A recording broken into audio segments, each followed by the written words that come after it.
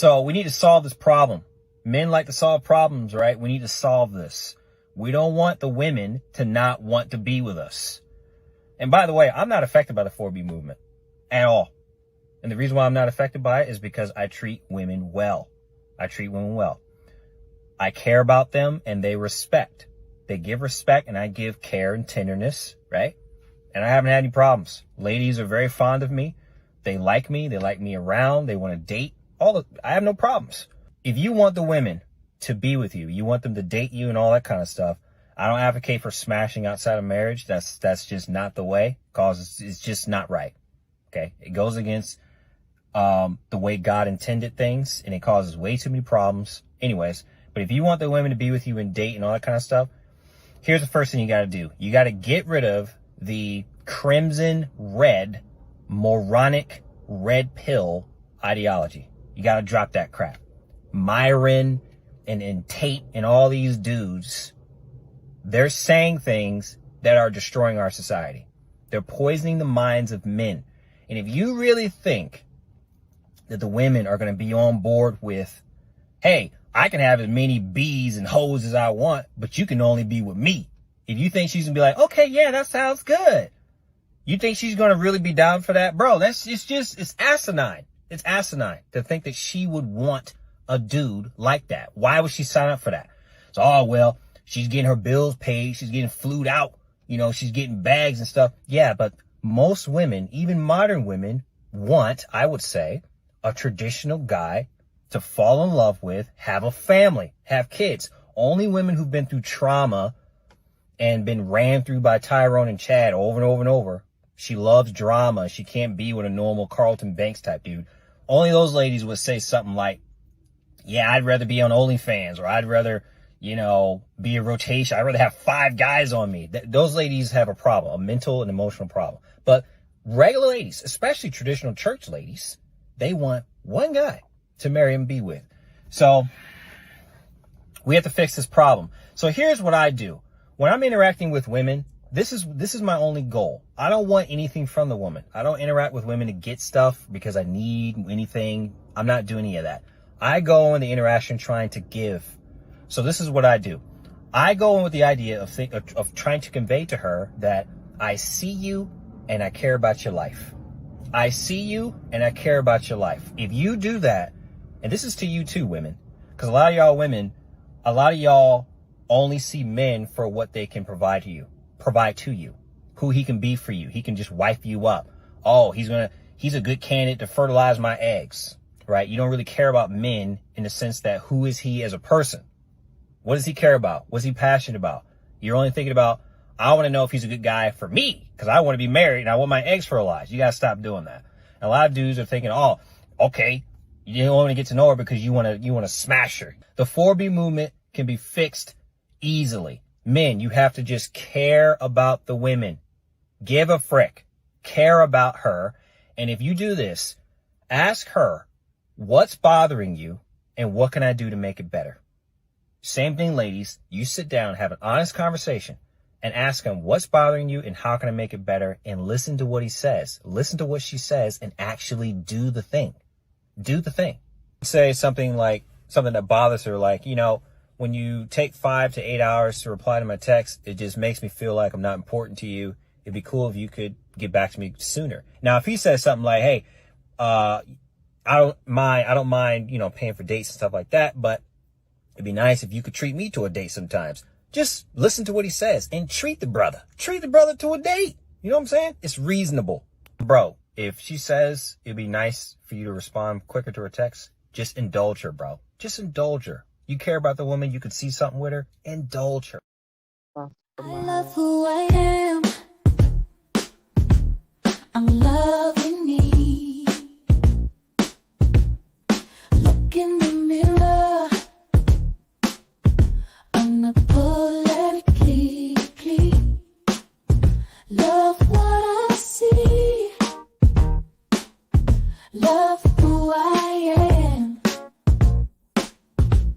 I am invincible.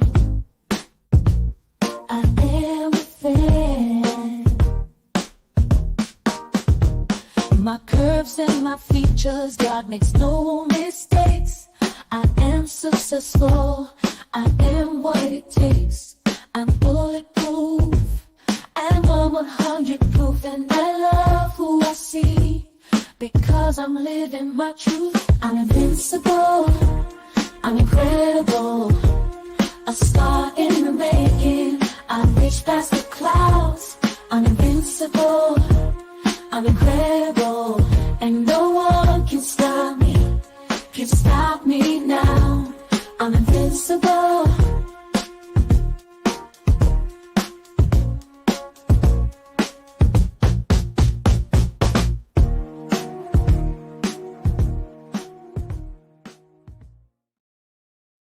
All right, all right. Can you hear me, guys? So we have Nyla up because she has to go to work. So I wanted her to her opinion. Like I also actually the roundup about what these two movements are. We have the housewife to what's it called the trad wife, the poverty pipeline, and then we have the 4B movement. So I want you to explain what those things are and give your opinion on them real quick before you go to work. Thank you, Nyla, for joining us. Okay, I'm driving at this time, but I'm not a professional researcher of this. It's just that I have been listening to these videos, and basically what it is saying, how men have been getting free labor out of women for all these years. Cooking their food, raising their children, cleaning their laundry, doing their list of chores, and how all this has been free labor and not being paid for it. And also, women have been groomed from birth, coming out the mother's womb, on how to please a man. You can't, you get fat, or you have to look this way for a man. You have to be pretty for a man. I mean, basically, the raising and rearment of the woman has been evolved around pleasing the man and becoming a traditional wife and pumping out babies. And basically, losing themselves and the insight of the gifts that they have in them to be able to, take care of themselves and, to share with the world. So basically this movement is going on, especially in, this 4B movement that started in China, or is basically saying, hey, you're not going to use us anymore.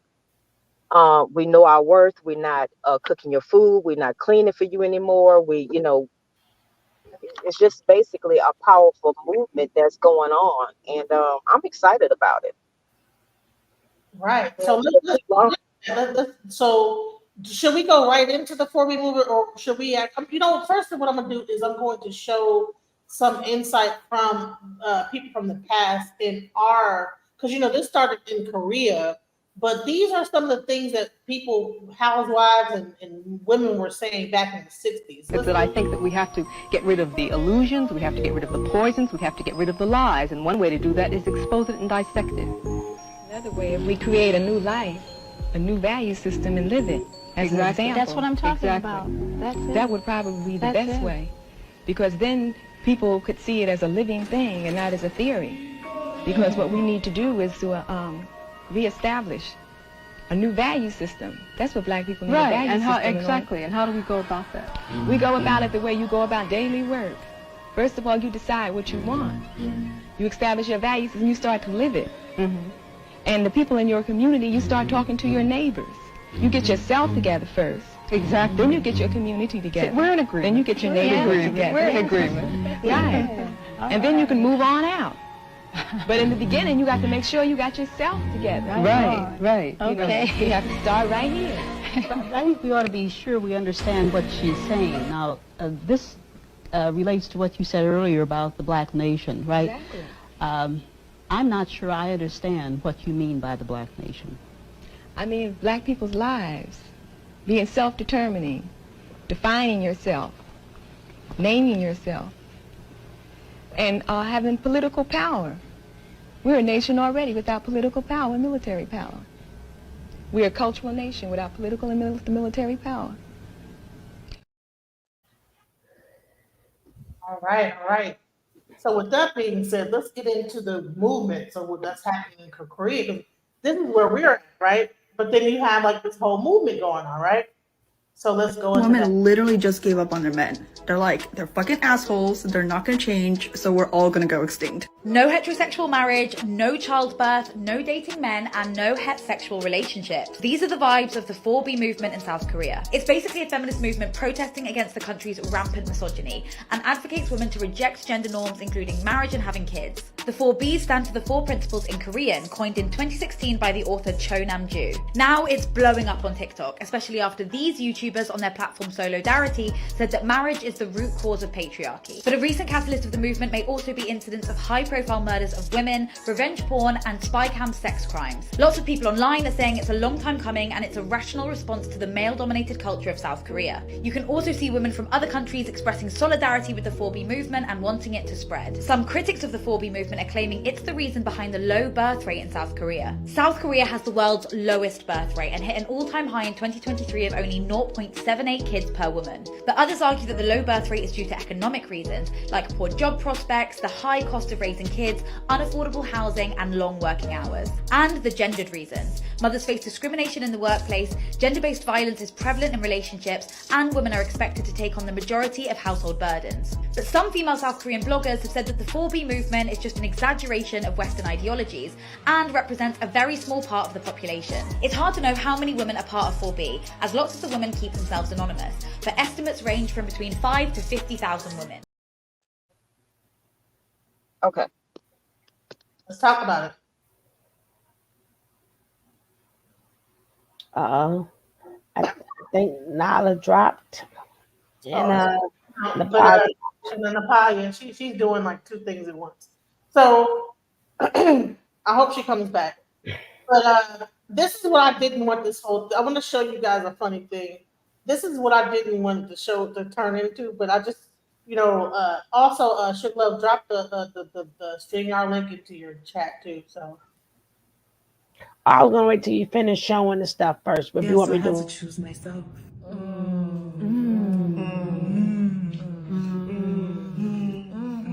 Because care of yourself is self-care.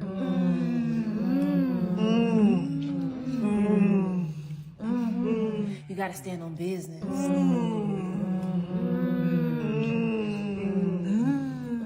Because if you're down, you have to stand up.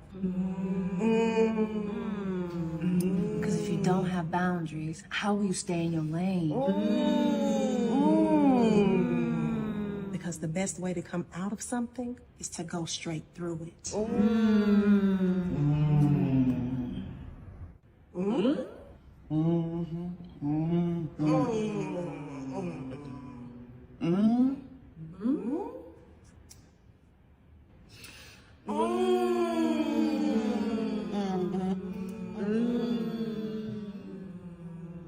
Because if I'm never lost, how could I be found? Thank you guys for having me. And that's why men are the problem.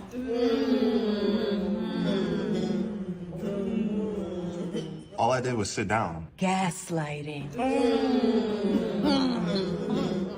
I didn't even say anything yet. Invalidating our feelings. How did I offend you? Is that deflection? I'm gonna go.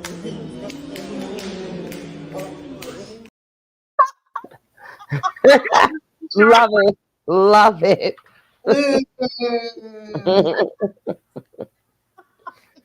Oh man.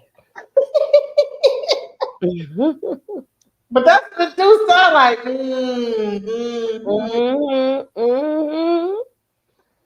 All right, so the pod.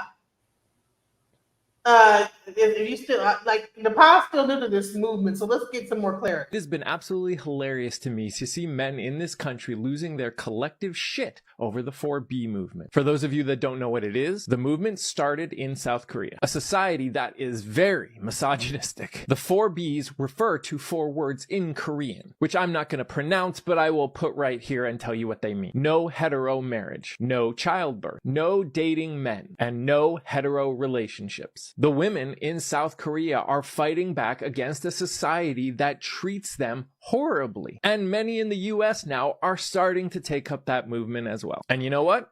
I'm all for it, because the fact is women have been fighting for centuries to be treated with the same level of respect and dignity that men are. And even though they have more rights than they used to have 70 years ago, there are far too many men in this country that think women shouldn't be able to vote or work or own a house. That the only purpose of women in our society is to take care of the house and have children. It's absolutely ridiculous that women are still fighting against this level of misogyny in 2024. It's sad that for all men's statements of protecting women, it's actually more about controlling them. It's time for society to change. And if women need to take on the 4B movement in America to do it, you have my support. Right. So then this white dude, let's check out this All white women, stop pretending that this is a big thing in South Korea, because it's not. Okay.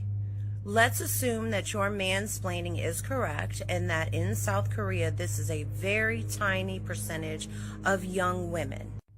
This right here will only continue to get worse. And this right here isn't enough. So while you and all of the other causes of the 4B movement sit back, threaten women, talk shit, degrade us about this 4B movement, it will just continue to grow. And it's here in the US now, so stop pretending that this issue is smaller than it is. Okay, white. The 4B movement is going to force men to be red pill. It doesn't matter if you're single, married, in a relationship. Sorry about that, y'all. The 4B movement is going to force men to be red pill. It doesn't matter if you're single, married, in a relationship. You're going to be forced to be a red pill brother, man. And if you're already a red pill man right now, this 4B movement is a victory for us, because everything that we've said, every boundary that we set, that's what we meant. And this is why they have to do what they have to do. You understand what I'm saying? Because we told them we don't want no old single mothers. We don't want women with high body counts. And so with that being said, like, they have to do this, guys. You have to understand this is a victory for men. Because listen, we know that the majority of the women who are talking all this about the 4B movement, they've hit the wall. They're over 30. Can you pause it? I want to say something real quick about this. Can you pause that? It's always, of course, it's always some Negro who has something, and I mean that. Put me on record. It's always the black man hurrying up to blame black women and not even notice, like the younger black guy. And when I say the negative, there's good brothers out there. The younger, attractive black man is like, hey, we gotta do better, guys. This bloated ass Negro's up here talking about we don't want y'all. So I just want to point that out. Because as he says, we hit the wall with all his looking like Methuselah, with all that gray through his, you know what I mean? Like, what about you? You're bloated and you hit the wall. You're old. So I just want to point that out. I'm listening and I'm learning, but I'm so tired of men like him. Instead of being an older man and saying, look, guys, we're making a mistake with the women. Something's wrong here. Like the younger guy did. He's reinforcing the problem. So I just wanted to speak on that. I'm gonna mute out now. And to assume he knows it all, because we know they hit the wall. There's no age limit in this. Who hit the wall? Like, who has plenty of mileage? Like, no, you haven't. It's not a win. Exactly. And that's a great point. I want to also say this is 2024. Hitting the wall is about reproduction. And the only reason men are worried about women being a certain age is because of reproduction. Because there are women who are in their, sorry. Women who are in their 40s who are rivaling women in their 20s. I mean, physically. So we're in a new era where we're not going to say, oh, hit the wall anymore. That's for the old, that's Old school, and it's about reproducing. Usually, I'm going to say this too. Usually it was, oh, she's in her 20s and 30s. She wants to have children. It's a new day and age. Women in their 20s and 30s, the abortion rate is high. The birth control rate is high. We're talking about reproduction when we're talking about hitting walls and ages. I just want to put that on the table. So thank you for also saying that. And you know what's so crazy is, you know what? It was people that was older that told me, don't have no kids till you turn 30. Live your 20s, live your life. It was my aunties that said, don't get pregnant early like we did. They warned me, like, don't do it. You know what I'm saying? That's why I didn't have my first child till I turned 30. So it must be something that they felt like they was missing out on. Like, okay, no, don't do it like we did. You know? They felt that they were imprisonated, you know? A lot of these men say, oh, your grandmother loved that they were in the kitchen cooking it. No, they weren't. They weren't happy. And even when they were, they understood that he wasn't going to get up and leave her for somebody younger, just because Kate or the fresh and fit is putting that. I'm telling you, they're brainwashing these brothers, these men. They're brainwashing them to tell them women over a certain age are not attractive. Women over a certain size are not attractive. But as we see, having a woman is a man wants a woman. We are valuable. We are very valuable because it didn't take much. I haven't even heard of the 4B movement. Didn't take much for people to turn on their ear and start getting upset over it, I see. I mean, how long have these men been talking about divest, passport bros? What has it been, 10 years? And nothing changed. But the minute women are like, oh, we're about tired of this now, you know, it's a huge conversation. I'm not on TikTok, but I'm seeing that some men are realizing we can't just do whatever we want to women. Women are, I'm sorry to the brothers out there in the manosphere, and I have a lot of manosphere friends. We're the prize. We're the prize. Because otherwise you're just going to be sitting up like this old dude right here. I'm sure he doesn't have a woman. If he does, he's hiding in the garage talking about women. And you notice that some of them, a lot of them will have wives. They've been like, oh, you have a baby mama, or you have a woman that's this and this. So just putting it this way, we're obviously finding out that women are the prize. It's not really, oh my God, I'm getting blown up Right now. I'm so sorry. I'm on my phone. Anyway, ladies, I'm gonna have to get off. Conversation. I'm sorry. I have to go off and come back on. Sonetter's calling me right now, Genesis. But yeah, we're the prize. We're the prize. I'm gonna keep listening. Thank you for letting me come in and just interject. But I just am so tired of the men who get out here and talk about women with babies and women with age. Look at him. You know? Do we know April made 50 years since a woman was able to get a credit card and have her own money in the bank? We're not too far gone from before we need anything a woman wanted to do, we had to have the man permission. April made 50 years. We was able to have a bank account or get a credit card without a man's permission. I am so glad you brought that up because this is not a new behavior for men. I mean, this has been taught for generations. I remember my grandfather, you know, he didn't leave my grandmother. He took care of her, but he had a whole nother family. So many of our grandmothers had to deal with their husbands having another family, and they had to stay there and take Washington. Huh? They had that in the whole movie with Denzel Washington. He was a whole asshole with what's her name? Denzel Washington and what's her name from How to Like Get Away with Murder. What's that movie called? I know who you're talking about. The really dark skinned lady, the beautiful dark skinned lady. Fences or burning fences or something like No, fences. I can't think of her Come on, name. fences or something like that. But he was an asshole, and then it's exactly what Nana's talking about is that he ended up getting a woman down the street pregnant, and then she was like the wife doing everything, and he was just a bitching the whole time. You know what I'm saying? But this again, it's still that is we're not even in the movies. That the movies reflect real life. Like she said, a lot of our grandmothers, and we never knew why a lot of them, some of them depending on what their mindset was, but a lot of them ascended really early from broken hearts, and a lot of them had became drunks. Yeah, we know Fences, but we couldn't think of the lady from Fences. But became drunks, and which in return they was bad to our parents. They loved us, but they didn't know how to even love their kids because they wasn't being loved. But yeah, so now you make a good point there about your grandfather. Yeah. And they our grandmothers were basically in a state of depression. How their life revolved around a man that really disrespected them, and they felt no love. I mean, basically they felt like they were their slaves. So how can you be happy?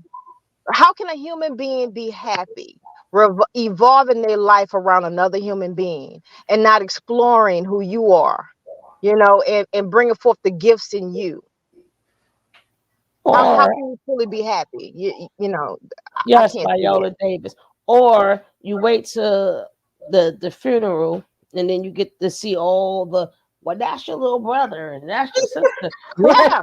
What the hell? Then you get the and Auntie knew it's even more worse when the father side, they family know, and everybody plays a role in a woman demise, and they forget they are women too, because their family know about the other women, the other kids, and I ain't got nothing to do with that. And the wife come, they smile all in the wife's face, and it's a shame how we are part of each other's demise. That's a very good point. That's how they keep up this patriarchal thing. It's because they pit women against each other, and we become each other's enemy. And so that's how they able to keep this thing going. Is because they cause division between us. So you believe that men and women should not live together in the same residence? Absolutely. They should not. They should not. Okay, so a man should not be living in the home where he raises his children. No. Everybody understands that there should be separation, because if you didn't, then no one would be complaining about men going into women's bathrooms, right? Everybody would just share a bathroom. Everybody would share locker rooms. People understand that there should be a healthy separation. And what happens is when you cohabitate, you put pressure on both the male and the female, which causes dysfunction in the house, because it's going against both parties' nature. So the way the male's brain is wired is not conducive to the way women function.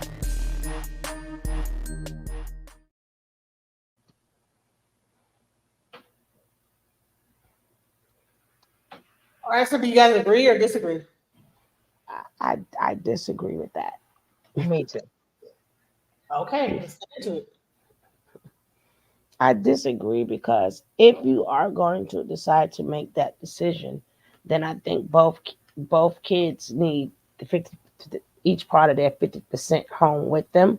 I don't think that. I mean, they leave us already, right? There's a lot of single mothers out there, right? They leave us already. We don't want to make it to where this is how it's going to be. We just had the babies and see you when I see you, right? Come pick them up sometime. No, they need both the masculine and feminine energy in the house. Go ahead, Nala, before she starts the next video. No, I disagree. The kid needs both parents. And there's somewhere that I read and I wish I could find it, about how, and it was really informative about how the child pineal gland does not spin properly if both parents are not around when the child is born. So, basically, I disagree with that. Yeah, but the child needs both parents, you know. And I mean, isn't that You have really what they have been doing anyway? I mean, this is what they have been doing. This is the cause of one of the causes of the failure of the relationship is because the man is not emotionally there. He's not, he's not there emotionally. He's only there physically to bring a check. So, I mean, he hasn't been there anyway. She's not stating anything that's new. I mean, that's part of the problem for me. That's what's going on right now. Is you have like the Princella like side of things where she's just saying like divest. And I don't know whether the 4B movement came out of her Well, thing. she never said divest, but she pretty much said don't be with men. I mean, well, she pretty much hung around men all from my understanding. I'm not quite sure if this is facts, but I mean, didn't she hang around pimps and men all her life? So yeah, I mean, didn't she have that mentality? I mean, no, but a lot of us, well, my uncle schooled us. I didn't have any brothers, so my uncle schooled us, let us know the game or whatever. Then we had our cousins, and then we played as kids, right? So we saw how the males worked in anyway. It's not like we had fun when we was children, depending on your age bracket. Before we was outside having fun, so we sort of kind of knew that. But I don't believe that you should have a child and your goal is for us to live in separate places. And that's her decision, that's how, that's her truth. And, who am I to? There's a whole movement behind what she's saying. There's like a whole group of people that hundreds of thousands of women that are like watching her and feeding into what she's saying, believing. Well, she give you choices, right? She give you choices. You can not have nobody, or you can have a woman. But basically, I'm more of with the when we start investing in ourselves.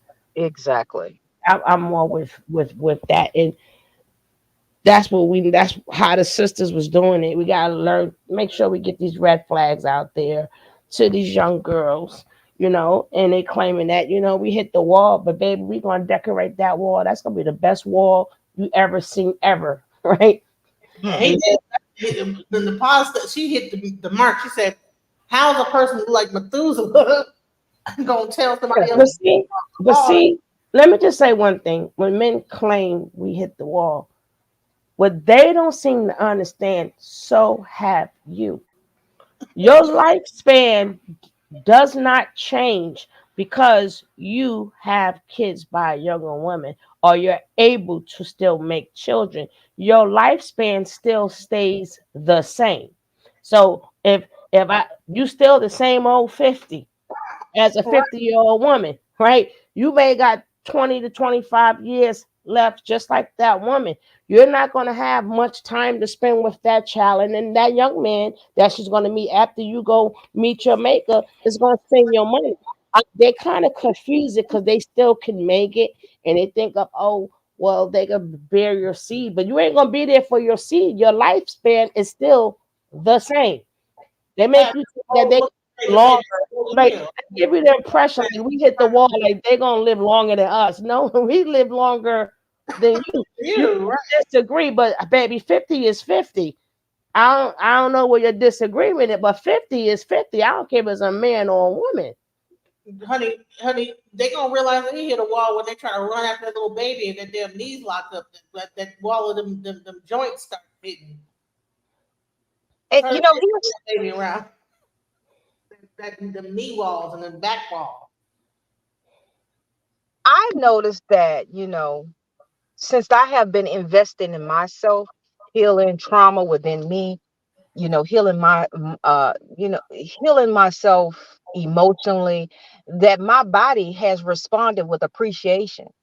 I literally feel younger. I'm able to do things that I wasn't able to do. It's like my body is reversing in age, showing its appreciation of me investing in me.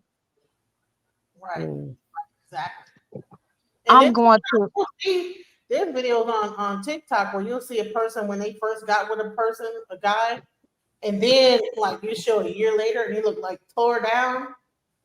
Don't even look like the same person. It's like, what is that? So is it like a siphon of energy that happens that if a person is not, you know what I'm saying? What is that?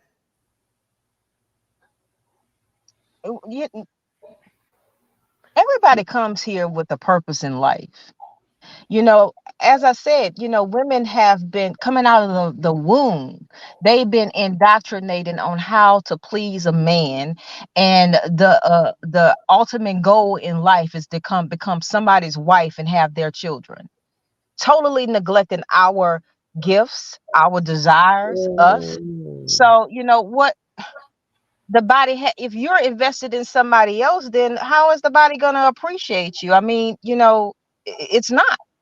You're gonna age because you're not nurturing yourself. You're nurturing somebody else. Your life is so yeah, it is a form of energy siphoning. You're exactly correct.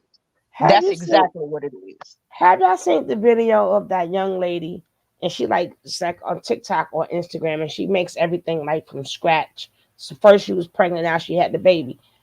And I'm like, people like, yeah. I'm like, that's the most unhappy looking woman I have ever. I will never eat no parts of her food. I don't care how from scratch it is.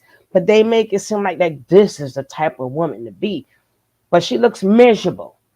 Mm-hmm. I don't know if y'all seen that. The different Instagrams she put out. Food and it's like all this new, like, yeah, I've seen that one. Yep. So with that being said about the energy, let's talk about the real energy siphoning. And this is like, so let's go into the trad wife to poverty pipeline. So if y'all wasn't aware of this, so there's like people that have been married for a long period of time. Actually, could you explain it more, Nyla, because you know more about this than I do. You brought this to my attention. Again, women have been conditioned and programmed and indoctrinated that the ultimate goal of life is becoming somebody's wife and having their kids and the man taking care of them. And so these women are finding out that they have invested their whole life in this indoctrination, and the men, you know, trade them in for a younger energy, a younger engine, right? And so they're losing their homes. They're having to take care of their kids by themselves, and they're having to start their life all over. And they basically lost themselves. And so that's why they're calling this traditional wife to poverty pipeline. And they're finding that they invested their life. They didn't invest in themselves. They didn't go to, you know, I'm not going to say college because I have my theory on that as well. They invested in their gifts. You know, they didn't invest in their gift. They didn't invest in themselves. They didn't form a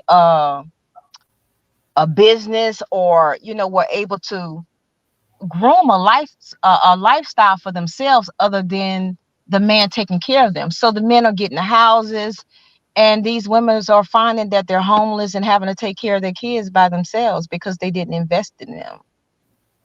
And then, you know, they go to these judges, they go to the court, and it was like, well, he gets the house because you didn't contribute anything. But you're forgetting that I raised your kids, I cooked your food, you were able to farm that business, you were able to go to work because I was taking care of all these things that you didn't have to.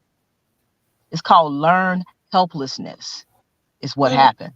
Learned helplessness. Let's get into it. This content creator, Jenny, she really gives it to us real on what it's like to be indoctrinated into a religion and follow the path as laid out by her rule books and still wind up homeless, in a bad marriage, trying to pick up the pieces. I really like that. I am very anti-religious for many reasons, and I'm applying it across the boards because a lot of the times this indoctrination hits women and children the hardest, because women are the ones that are left to pick up the pieces and take the children, and women are the ones that are born and raised and indoctrinated to be self-sacrificing. So on the other end of things, if a woman ends up divorced or her man leaves her or whatever, she is scrambling to pick up the pieces. And then you have people that are like, you should have chose better. Now, how do you vet now for the person that you married in 15 years, in 19 years in this woman's case? This woman had a man that divorced her after 19 years. How do you vet somebody right now? And like she keeps saying, she was raised Mormon. So she is raised to get married as early as possible and have as many kids as possible. So what do you know as a teenager or someone in your early 20s to ask questions of a man that is going to protect you in the future? So this person is in Jenny's comment section saying, I think the double standard here is that you want to blame the Mormon church for not working. But isn't that what the Mormon teaching is? And I'm using this example, but you could replace any religion that solely seeks to indoctrinate girls to be self-serving and self-sacrificing. So I'm just using this as Mormon because that's what she's speaking on. But there are a lot of religions that teach women to be self-sacrificing and that your only purpose in life is to be a wife and a mom. This person continues with, if we apply that lens, you also had an option to reject what the church was about at any time. But people who are born and raised in this type of religion really don't have choices, because everybody around them in their whole world believes the same thing. These people, these religious cults are self-sustaining and homogeneous. So that is the reason why we have to keep talking as content creators, as women that want to keep women and girls from going down this path. We have got to keep talking, because so many people like her were raised from the very beginning and only saw other women and girls being indoctrinated that this is your sole purpose. So it's not that she could reject it, or anybody or any girl or woman that are born and raised into this type of culture. They don't have the option to just reject it. Reject for what? What if they don't have any life experience or see any other examples? That is the reason why social media is so powerful, because we have other women that are coming on here and saying, no, this is, how you end up on the trad wife to single mom pipeline. Childhood indoctrination should be illegal and jailable. I was born and raised in the Mormon Hey, Sugar Love, you could drop the link for anybody who wants to join. Church. And I was also born. You got to put it in the chat born first. and raised in the Mormon Church, who was It's in the private chat. raised by a mother who had been All part right. of the Mormon Church for most of her life, and that makes a difference. Being indoctrinated by converts is a little bit different than being indoctrinated by somebody who is deeply indoctrinated themselves. And here's what that looked like in my formative years. Like, I can remember being 3, 4, 5, 7, 9 years old and being told facts that are actually facts, like how many planets there are in the solar system, how many stars are on the American flag, how many days there are in a week, and what the boiling point of water is, while also being simultaneously told facts like I had lived in heaven in my past life called the preexistence with Heavenly Father and Heavenly Mother, where there was a great council and all of the spirit children of our heavenly parents came together and voted for Jesus to be the savior of mankind, because Adam and Eve ate the fruit and everyone was going to fall. So water boils at 212 degrees. And if I don't get baptized and obey all of the commandments and get married in the temple and live a pure, righteous life, then I will burn in hell for all of eternity. Children who haven't yet developed critical thinking skills, who are being taught everything, have absolutely no way to differentiate between fact and fiction, especially when everything is presented to them as fact. Santa Claus is fact, and 7 days a week is fact, and Jesus is fact. And because of that inability to differentiate real fact and faith and just outright fiction, children who are raised and indoctrinated in faith systems typically don't question. It's as much a fact for them as the 212 degrees and the 7 days in a week, which, to be honest, is one of the reasons why religious people put so much effort into indoctrinating their children, because they know. So because I was deeply indoctrinated in a cult, not only did I not have choices, but I just didn't know that there were choices. The fact was, I had an eternal destiny that I needed to live out. That eternal destiny meant getting married as young as I could and having babies as soon as I could, and being a stay-at-home mom so that I could promote the next generation of eternal companionships and build my celestial family. And all of this just seems like it should be illegal. Which brings me back to where I started. So then Jenny is responding to this person saying, I think being a mom is way more important than a career, but my husband and I work different shifts until she was in school, then we both work days. People can say that because they are literally indoctrinated. They are indoctrinated that women and girls' sole purpose is to be a wife and mom. Yes, we have to have the added job these days, but it is literally from the time that we are small.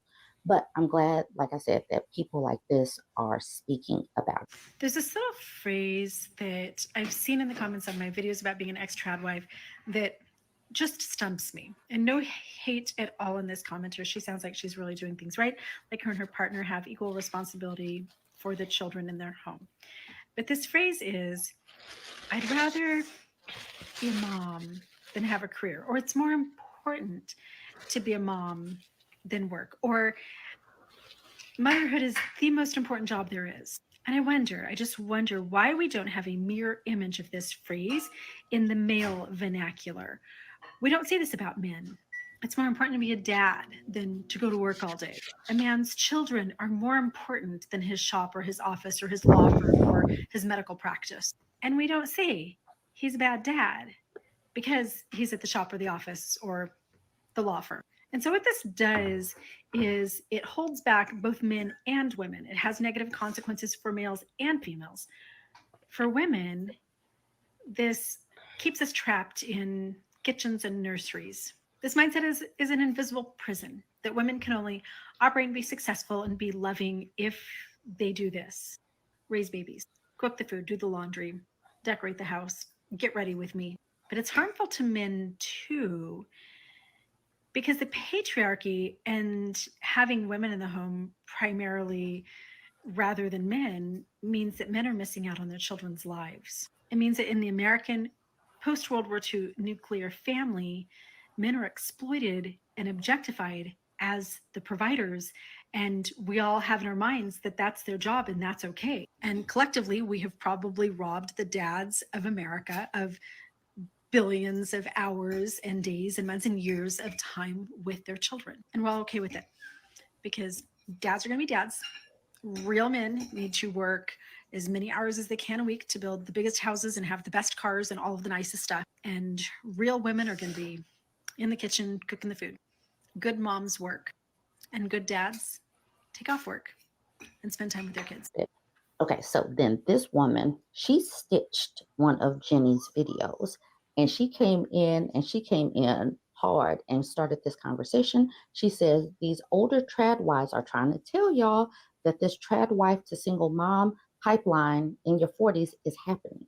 The women are speaking, and we have got to keep speaking so that a lot of this social media content gets out there, and it might help some other young woman that is traveling down this exact same path. We have got to at the very least, make it so that women know and understand that there is another way of being other than being an incubator and a servant and a bang-maid. We have got to at least let women and girls know that that is not your sole purpose in life. That yes, you can be a wife and mom and have some balance, have some life outside of that. All right, guys, let's talk about it. I mean, just the title itself, the traditional wife to single man. Man, that story. Even you could still even be married, right, and still be a single mom. Mm-hmm. And a lot of women, being that we never handle the finances, right? Because it's only depending if you are traditional. If you are traditional, then you have access to his money, but that's as long as he let you have access to his money. Because when he leave, he's taking his money with him. We don't have no savings, no checkings. We didn't have anything. Like I told you, April made 50 years. We came up on our 50th anniversary. And we in 2024. 50 years of now, a woman could either get a credit card or use a bank without her husband's signature. Hey, Queen, what you have to say about this?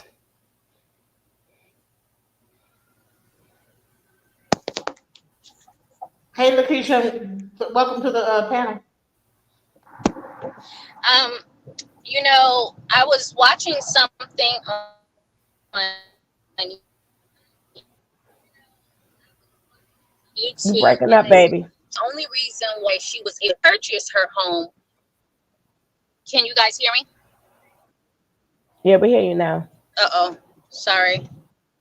Okay. The only way she was able to purchase her home was I think one of her friends signed for her and said that he was purchasing the home for his wife. But instead, it was actually her money. Her friend just basically signed his name or whatever. And I guess eventually she was able to get it in her own name. But yeah. And she lives in like a historical area out here called Ladera Heights.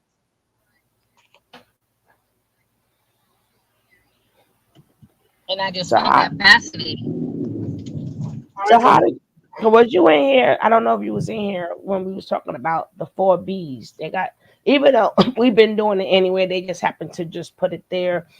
It's like really basically you're decentering men and centering your own self, right? And I've heard about it, and I think I'm sorry. Go ahead. No, I just want to know. Go ahead, baby. Oh, yeah, I've heard about it, and I think it's a grand idea. I've been trying to get people that I know, women that I know, to do that since 2020. Because if you're not going to appreciate me and all that I bring to you, then I don't need you. God supplies everything that I need, and he puts people in my life to be as an assistant. But I work hard for whatever it is that I want to do or get, and I've learned my lesson on, depending on the man and all of this stuff, and him not coming through because he want to trade in, a better model or this or that when it's really the same substitute. You can't substitute an original. You can't substitute an authentic, but they always try. But, I digress. I think it's a grand idea because women need to center themselves. Just like Big Mama and our aunts and things like that. Why we never stopped and asked ourselves a lot of times when we were growing up, why are a lot of our aunts single? And they may have had their men friends, but most of the time they were single and they were thriving. Okay, thriving. Now, some of them, they were in marriages and you could see that they was unhappy, but every family function, they there. My man, my queen. But what does it profit if you have a relationship and it's dysfunction? Yeah, highly dysfunctional. Yeah. And this is the thing they tried to sell us, right? No, they're mad because we ain't buying it no more. And the thing is, we don't even have to go at them like they come at us. But we even just the fact that they was getting on a girl. I don't know if you have that or not, DJ.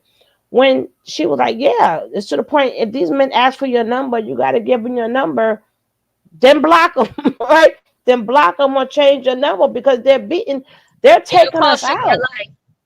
It'll cost you your life. that trad wife to single mom in your 40s pipeline, yes, that's being exposed. All down my For You page, we got these women that are 40, maybe 50 years old, talking about how they were the perfect trad wife. They baked bread, they cleaned the house, they had unmedicated births, they stayed home and reared the kids, and their man still left them for somebody that was 15 years younger than them. Literally. And that's the thing. I think that's why people don't like Nara Smith. One, the Mormon thing, and then also because she's romanticizing the idea of being a trad wife, when in actuality, no amount of self-sacrifice and no amount of people-pleasing and man-pleasing is going to prevent somebody that seeks to mistreat you from mistreating you. That's how that happens. I mean, that's just what it is. You can never be perfect enough for someone that seeks to hurt you. Okay? Y'all, it's really sad watching these women like basically say, I'm a single mom of 4 kids now. He lives with another woman, blah, blah, blah, blah, blah. And I saw somebody in the comments that said something so perfect. You never see a 40-year-old trad wife advocating to become a trad wife. A lot of the times it's typically somebody that is young and very new in the lifestyle. Y'all, if you're in your 20s, even if you're in your 30s, listen to these women, okay? They are what your future could look like. Now, the comments were going in this woman's post. Chemical Bride says, the problem is women are rushing into being a trad wife without properly vetting the man or having securities like a prenup. Now, the reason why I'm pulling this out is because I've already said this. How do you vet a man right now for what he is going to do in 10 years? And your reality and what you are indoctrinated with in your religious culture doesn't speak about a prenup, and you're in a homogeneous bubble. You might not even know what a prenup is. The facts that you know, the facts, and I'm putting that in quotes, that you know is what your religious order has taught you. You don't know anything about a prenup. And how are you going to vet somebody when you are in your late teens up until you're 40? How do you ask enough questions in your late teens to properly vet into the future? How do you do that? Lots of ex-trad wives were in this woman's comment section. Jenga says, me, a trad wife in my 20s, single mom in my 40s. Gone Girl says, was a trad wife for 20 years. And ex-husband left for the new office girl. I'm now homeless. He took it all. Someone asked the question, how did he take it all? And then Vote Blue, no matter who, says, wait until you find out the legal system doesn't protect women. We are going to keep talking about this. I don't care if I sound redundant at all, but women and girls have got to understand we have to protect ourselves, because if the man has more money, and he will, because you would have been at home and self-sacrificing for decades, he has the money and the legal prowess to be able to strip you of everything. Gone Girl responded with, judge granted me half the house in alimony for life. Ex-husband still refuses to pay, and he managed to evict me with a 3-day notice. This is brutal. I'm effing homeless. This one says, I was a trad wife in my 20s. Now I'm back in college in my 40s. Second Harvest said, quit college at 20 to raise kids and serve my church. Divorced at 48. College degree at 54. You can do this. So stop sacrificing yourself. Put yourself first in your 20s. Stop giving your 20s to these men. Just stop. Nicole says, my uncle did that for 25 years and 5 kids for another woman. She is so I was right. a common law trad wife in my 20s, and I did that, and that man got millions and is married to a woman that looks like me.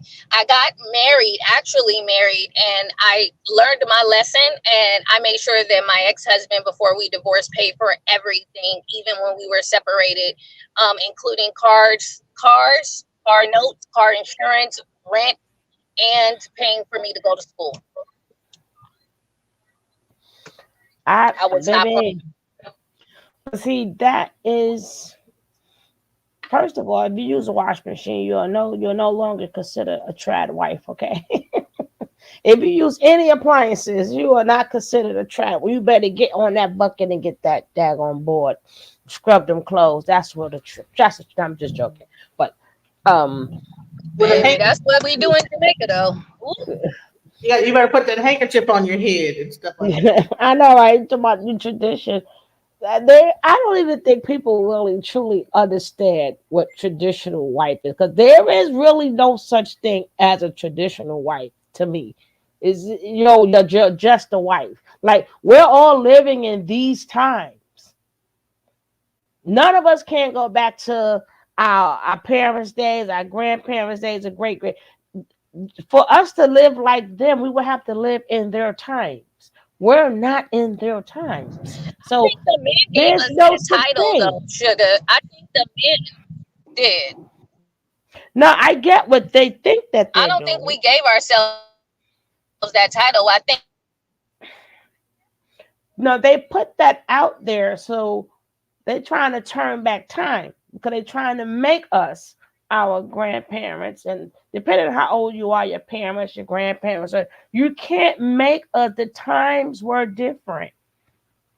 Times with, I told you, we 50 April, May 50-year anniversary, we can get a bank account, right? Without a man's signature or apply for a credit card. So, all right, let's go back to what this guy was saying. The 4B movement is going to force men to be red pill. It doesn't matter if you're single, married, in a relationship. You're going to be forced to be a red pill brother, man. And if you're already a red pill man right now, this 4B movement is a victory for us, because everything that we've said, every boundary that we set, that's what we meant. And this is why they have to do what they have to do. You understand what I'm saying?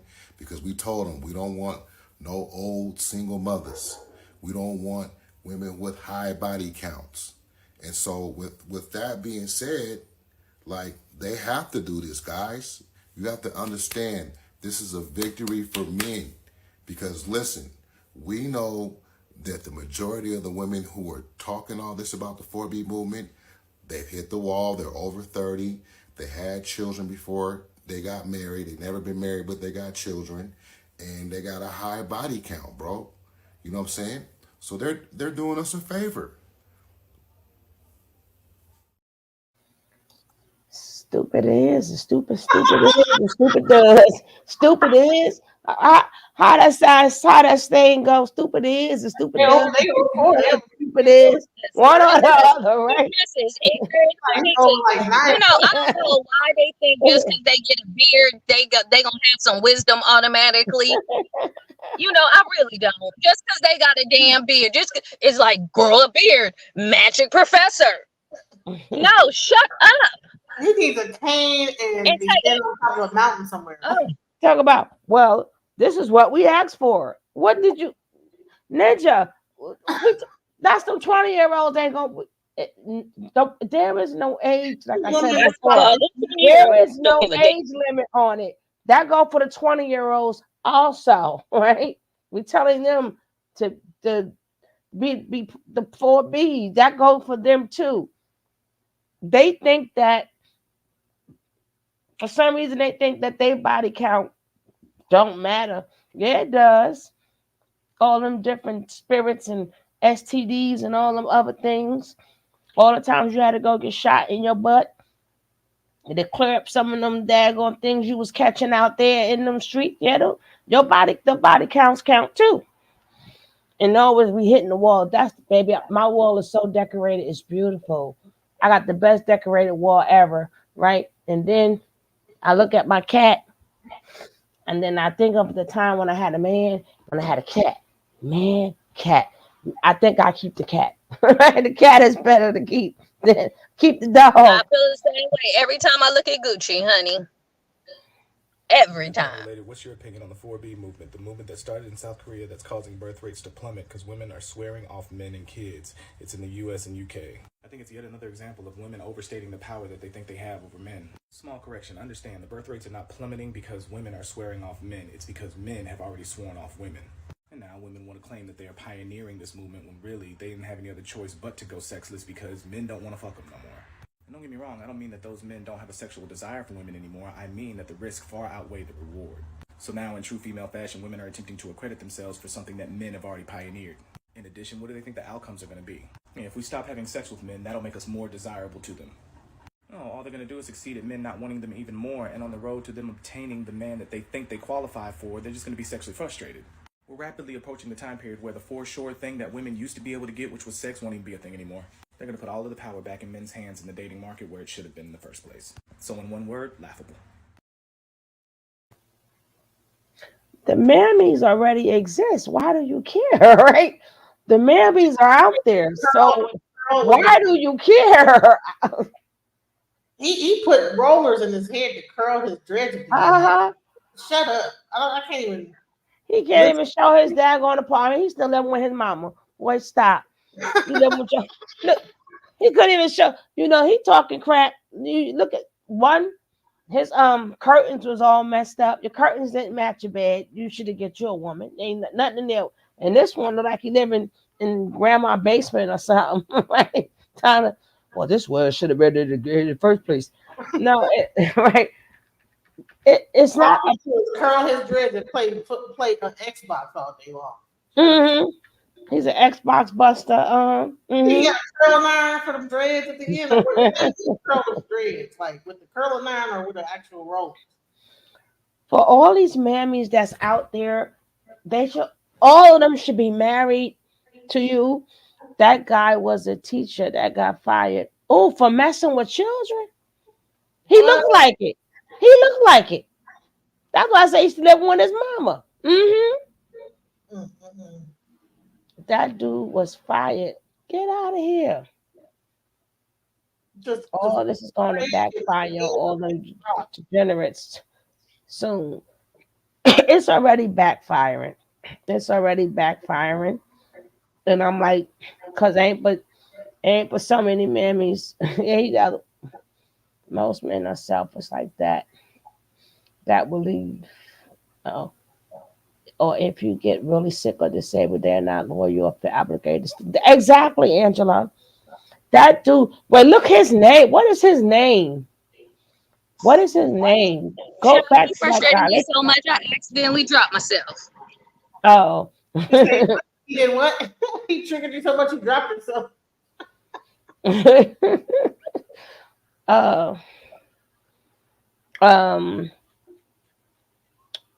These men overestimate importance.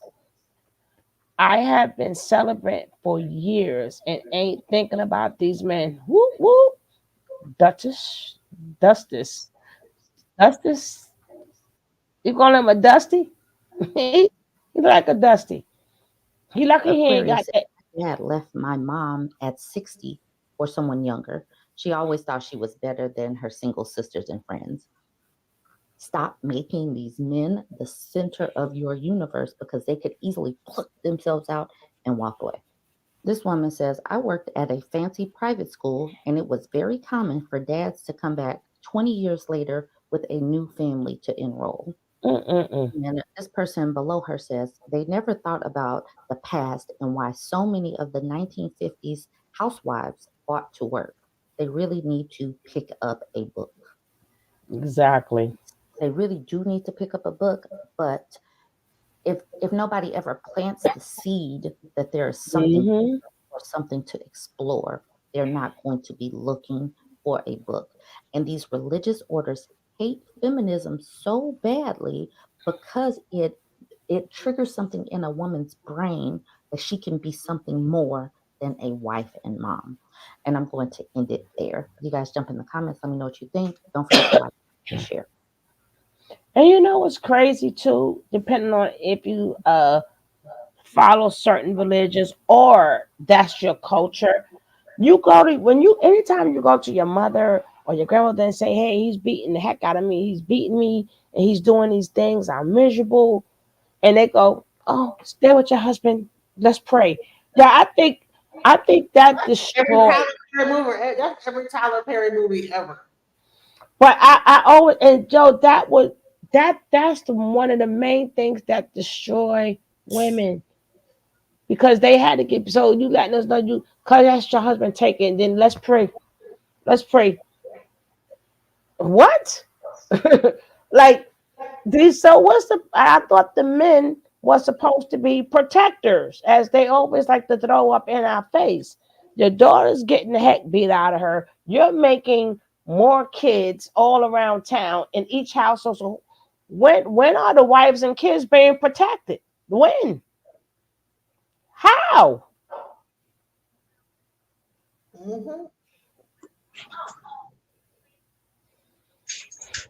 They're not being protected. That's the problem. Yesterday, she went live with me. She was letting my audience know about her life experience and what she went through as a trad wife, and then what the process was like recovering after divorce. I talk a lot about one of the things I say is proceed with caution when talking about this trad wife life. I talk about the trad wife life to poverty pipeline. And there is certainly that pipeline, especially because some of these women literally have no education. This woman was talking about how she has no college experience, she has no work experience, and she was a trad wife for over 20 years. So when her husband left her, it left her and her children basically homeless without any money. So I'm going to play a clip of that. And listening to her talk about her children being homeless is one of the reasons why I will not stop doing this content, because so many people jump into my comment section, they give their stories, but for whatever reason, there are still people that want to come to my page and make it like this is a bashing session. No, I just want women and children to not end up homeless and penniless because they have no work experience to fall back on and can't just jump right in and recover and survive. That is all I want for women and children. It's 3 minutes. You know, my longest video is 10 minutes. It's really hard to really highlight the experience that my children had in that tumultuous divorce. We were living, they had always lived a very nice life. You know, we had a lot of money, and just having the two parents there, even though we had a pretty high conflict home, you still had mom and dad there. When I didn't end my marriage. I often say when I ended my marriage, but my husband abandoned me for an escort one night, and that was it. I filed for divorce 2 days later. He had had a history for 3 years of infidelity, and that last time when I caught it, it's like, that's it. I've been here for 3 years on this roller coaster. So I very suddenly had to end my marriage. And what people don't realize is when I talk about, I didn't have any income because I had never worked.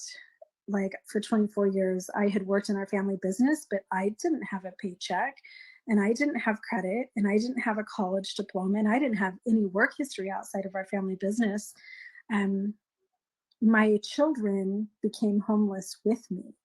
My children know intimately what it's like to drive to the Catholic food pantry and hope that it's not just green beans and macaroni and cheese in the box, that there's like some fresh bread and some other things. And my children's lives, like I can't even describe in an hour how many difficult things that my children have been through in the 5.5 years since my divorce. They were right there with me for the whole thing. I think the saddest thing was when my ex canceled the lease on our home, and then our luxury condo evicted us. And that day that we moved everything out of our home, and you know, you pack up the Rubbermaid boxes, and I took stuff to the storage unit, and I knew that me and my children didn't have a home. One of my kids went to a friend's house. My daughter went to a cousin's house. My other daughter was staying with a friend, and they each had their little Rubbermaid boxes full of their stuff. And I slept at a friend's house sometimes. I slept in my car a lot. I kind of couch surfed for 3 months. Every once in a while, I'd have money for a hotel. But that feeling of, I'm not going to be sitting down to dinner tonight with my kids. I'm not going to be tucking them in. I'm not going to be making sure that they're brushing their teeth. I'm going to be either sleeping in my car, sleeping on a friend's couch, sometimes I just hung a hammock in the park and hoped that nobody noticed me. The worst feeling in the entire world. And it was very difficult on my kids. I get so many comments, women telling their stories of things that they went through during marriage or things that they've seen their mother or their grandmother experience when there has been a divorce that just left them destitute. And I'm going to read some of these because I'm going to drill home that yes, marriage and relationships can be fine. I just want women and children to be able to survive regardless. So this woman, Anna, says, my grandma separated in the 70s, divorced in 1982. Her ex, the father of her 2 girls, took away even the sheets. She was alone, raising 2 daughters with no child support, no skills, and no income. She was lucky that the judge ruled the family home to her, or all of them would have been homeless.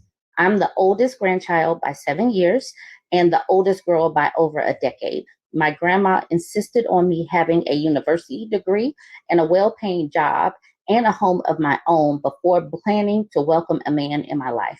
Both my mom and aunt have master's degrees in their fields, thanks to grand, well-paying jobs and a retirement of their own. A man is not a plan ever, never. A job is. So keep in mind also that some of the things that these women have gone through has created the next generation of feminists. This woman says, I gave up my dreams for my ex. I was going to be the trad wife. He literally told me not to pursue my dreams because all I needed was him, and my stupid butt listened. And how was I repaid? He literally tried to unalive me while pregnant with our second child and accused me of cheating. That was a cold, hard wake-up call. Never again. Alexandra says, I'm so tired of all the guys who have fallen for the Hollywood trad family edition. Women didn't used to work and they shouldn't now? Really? Women didn't work? Well, they didn't if they were higher middle class, but the rest, well, they took in laundry, they cooked and delivered meals, they rented out a room, they cleaned offices or wealthy homes.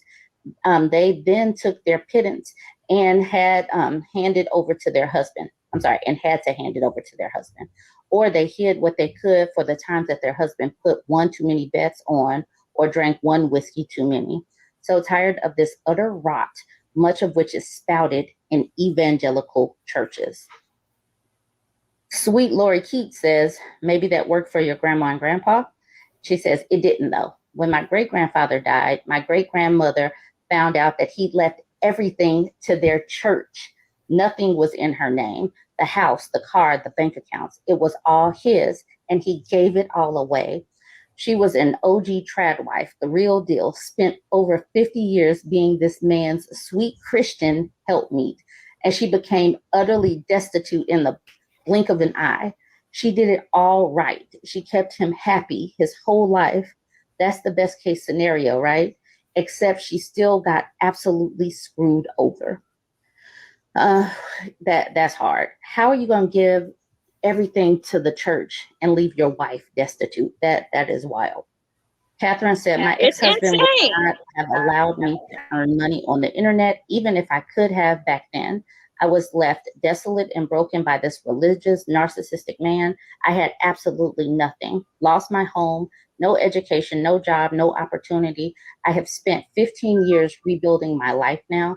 If I didn't rejoin the military and have my family close by, I would likely just be a forgotten homeless woman on the street right now.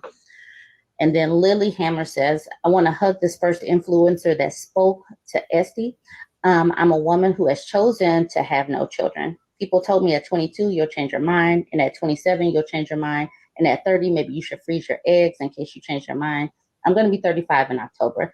And I've never been so certain that I want to be childless. Please keep in mind that women are consistently pushed into these boxes. Not everybody should have kids. Not everybody wants to have kids. Stop trying to push that on everybody. Give people the wiggle room to do whatever. And I'm not even against marriage or this trad wife life. I'm not against people doing what they want to do.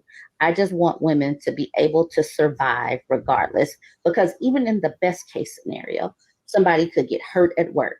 Somebody could die unexpectedly early. There could be an accident.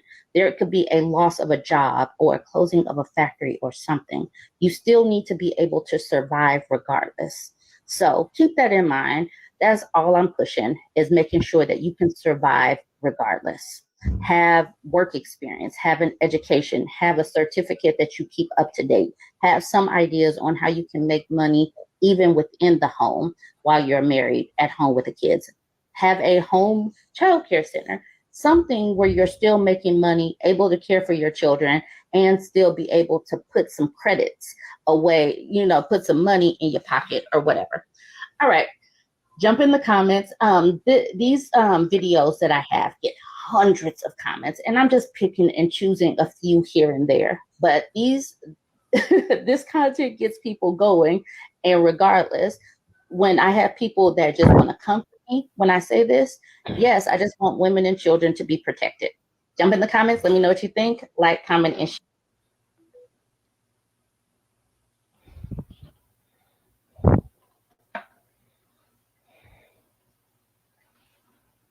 So there you go.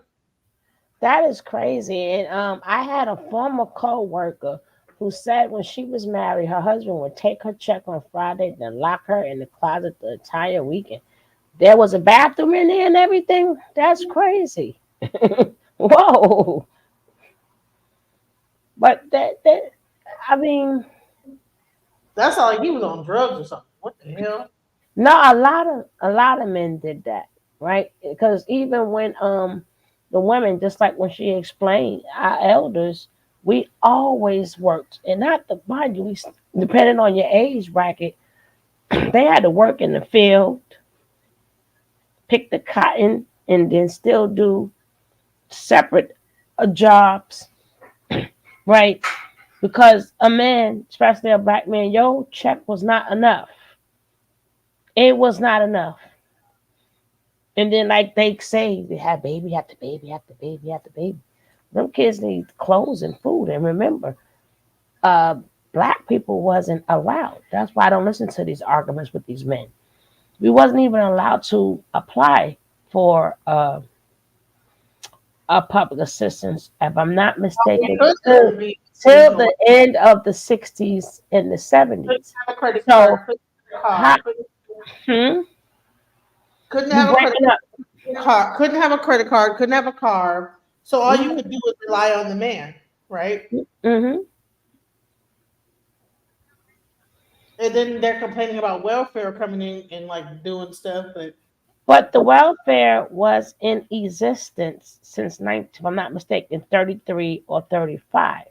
So the rules and regulations was in existence over 30 years before the black woman was even able to apply. So what made the black man think that the rules was not going to apply to him? You do not hear Caucasian men out there talking about the government assistance broke up their families and took them apart. The rules were for them first. Mm-hmm. But we know why it started, because of war, men going away. So the women were stuck with these kids, and they gave them assistance, So, and at that point, Caucasian men like, I'm not taking care of another man. If you a man, but if they felt like that containing their own race, what made you think they was going to change the rules when we was able to apply, right? You know what? No black man, you can stay there. We told our Caucasian men, you can't. But again, if that was true, then how did mommy make the second baby, the third baby, the fourth baby, and the fifth baby if it ain't no man in the house? Right. So check this out. Here we go. 4B movement. I'll just never be done being proud of your generation and doing what we should have done. I've always said it like this. I lived my life like a man. Got my own place. Date who I want, when I want, go on vacation, do this, do that. No kids, no responsibilities of kids, no daycare, no bullshit, no baby mama, no baby daddy. Do it. I'm 61 years old. Here you go. Here's that, I'm going to die alone with cats lady. Actually, I've got them falling out of my pockets. And a boyfriend. You're welcome. She's like, I got them falling out of my pocket. Right. I'm still wondering how she was driving, looking straight down. I was like, bro, look at the road. But anyways, I mean, that's so they're saying, oh, that whole feminist movement, that's for white people, and this, that, the other, blah, blah, blah, you know. Oh, I'd like to be a little bit critical of men here in the way they've been responding to the 4B movement. The 4B movement may seem like a threat, but what men are being invited to do is to rise. But men lack a great deal of common sense in this area. What do I mean by common sense? I mean the world that we share in common with other people through our 5 senses. I believe that you believe that water rolls downhill. I believe that because it's common sense. We can sense it. Do you know any women?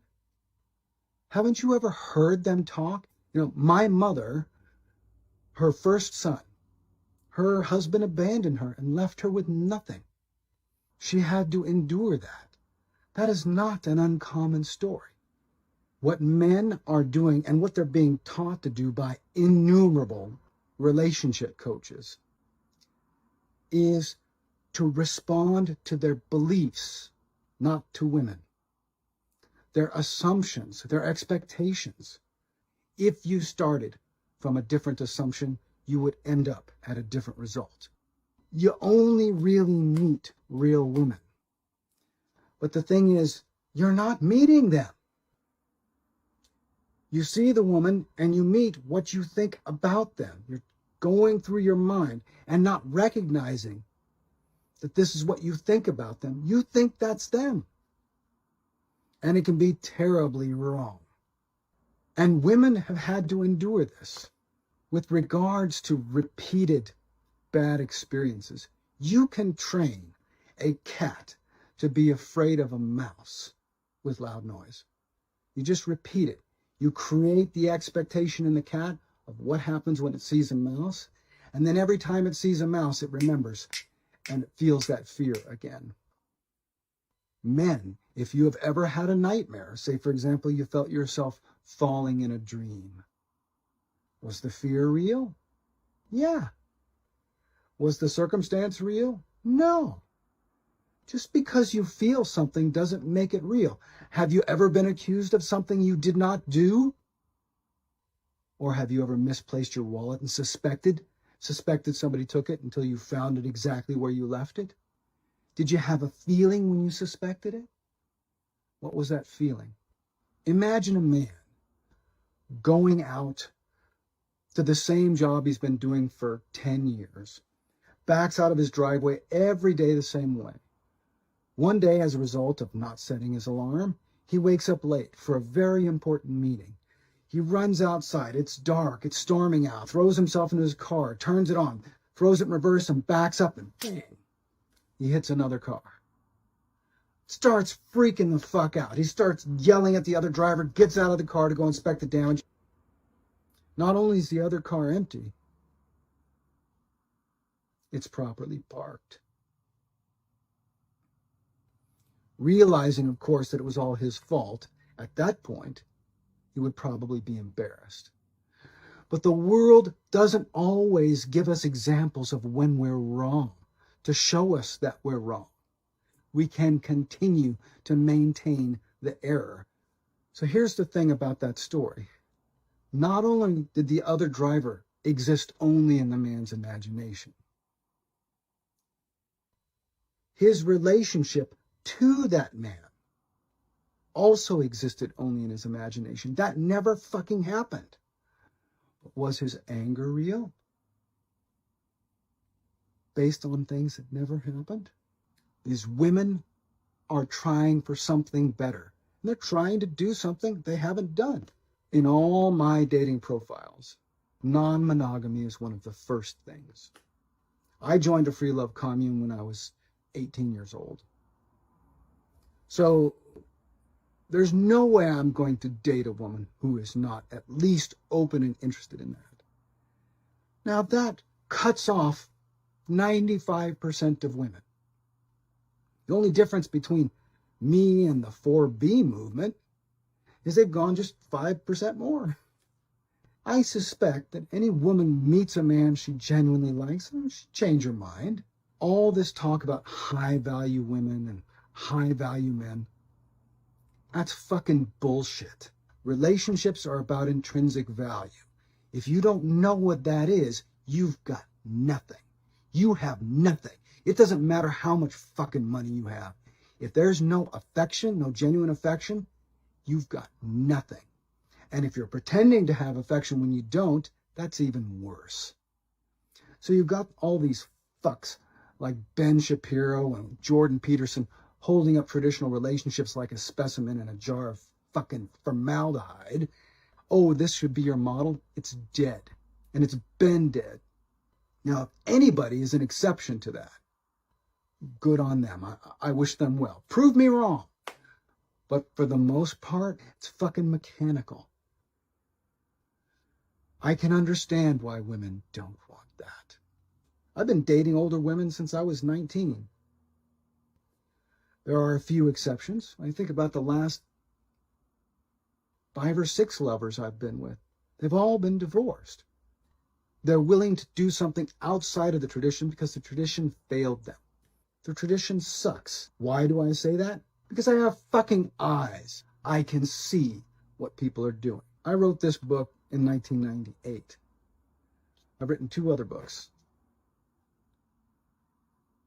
Every one of them has challenged the tradition. That however women are doing it, they're challenging the tradition. The venom that men are spitting at women for aspiring to something better.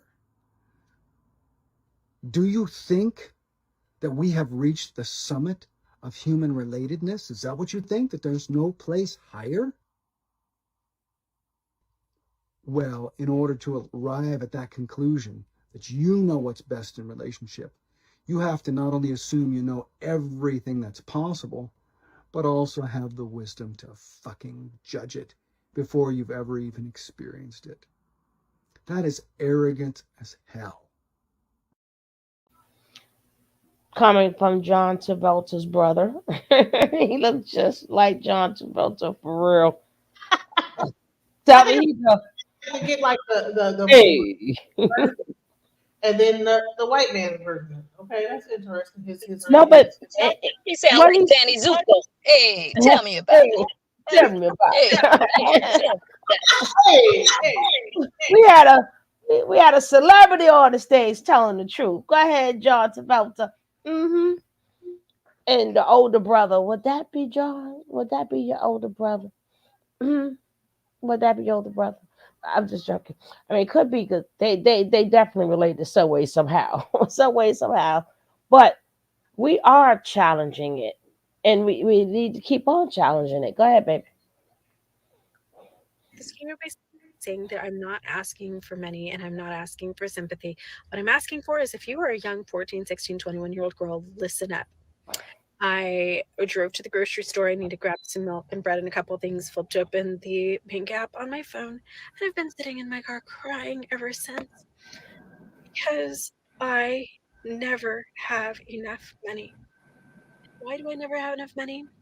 Because when I was a 19-year-old girl, I fell in love. My Mormon faith told me that I was supposed to be a stay-at-home mom. I got married. I started having babies. I dropped out of college. I never had a career. My only jobs that I ever had in life were a waitress at the Olive Garden and managing a pretzel maker in a mall. So my first couple years of marriage, I decided that I wanted to be an entrepreneur, so I bought a windshield business. I was 20. And my Mormon stake president reminded me that women weren't supposed to work, so I quit my own business, handed it over to my husband, took my name off of it. I would work our family business throughout the next 24 years of my marriage, but I never got paid. I didn't have a salary. My name wasn't on it. I literally worked for room and board. That's it. I would eventually also launch a custom home building company with my uncle as the architect and my friends as the builder, my designs, my realtor. But again, because my husband was the man, his name was on all of the projects, his name was on the business. I remember one of the last custom homes that I built, we sold it and made about a $260,000 profit. That money all went into his bank account. I didn't even have a bank account. I should have said that in the beginning. I never had a bank account. He would give me little envelopes of cash to go grocery shopping with. Anyway, that house sells, the money goes in the bank. I just asked if I could buy myself a piano with the money. I had worked on building that house for 2 years. All of the money went into his bank account. Nothing was under my name. I got a piano and I got a free house to live in. And I got groceries. So I found myself divorced at age 44, just 5 years ago. And within just a few months, I was living in my car while he made about $250,000. He would eventually quit that job so that he wouldn't have to pay alimony and child support. He has only paid alimony one time ever in the 5 years since we've been divorced. Once ever. Right after my divorce, I remember being really confident about my ability to get a job. So I put together a resume. I remember one of the first interviews that I had, this management position for a windshield company, similar to the one that we had run. And the man actually laughing as he was interviewing me, like he was really sympathetic. He wasn't being a douchebag, but he was laughing. And he's like, so let me get this straight. You helped manage your family windshield business with your husband, but you were mostly a stay-at-home mom, and all you did was like the marketing and the hiring, firing, and some of the strategy for the business. But it became really apparent that I needed so many more skills to have any type of management job. I couldn't even like work the basic computers. He told me in the interview, please don't apply for any more jobs like this. You are not qualified at all. You're not capable of doing this unless you go back to school and get your degree or get some different experience. And so I ended up, my first job after my divorce was $11 an hour, 4 hours a day, working as an assistant to a school teacher in an elementary school. I made $44 a day. For 24 years, I lived in $1 million homes. I vacationed all over the world. I spent my summers in Hawaii. I could buy myself $500 jeans, diamond tennis bracelets. We had boats and RVs and whatever I wanted. And it never bothered me once that my financial security was dependent on that man being in love with me. I never realized that him liking me or not liking me or finding me sexy or attractive or interesting determined whether or not my children could eat, whether or not I could buy myself a fucking jug of milk and a loaf of bread.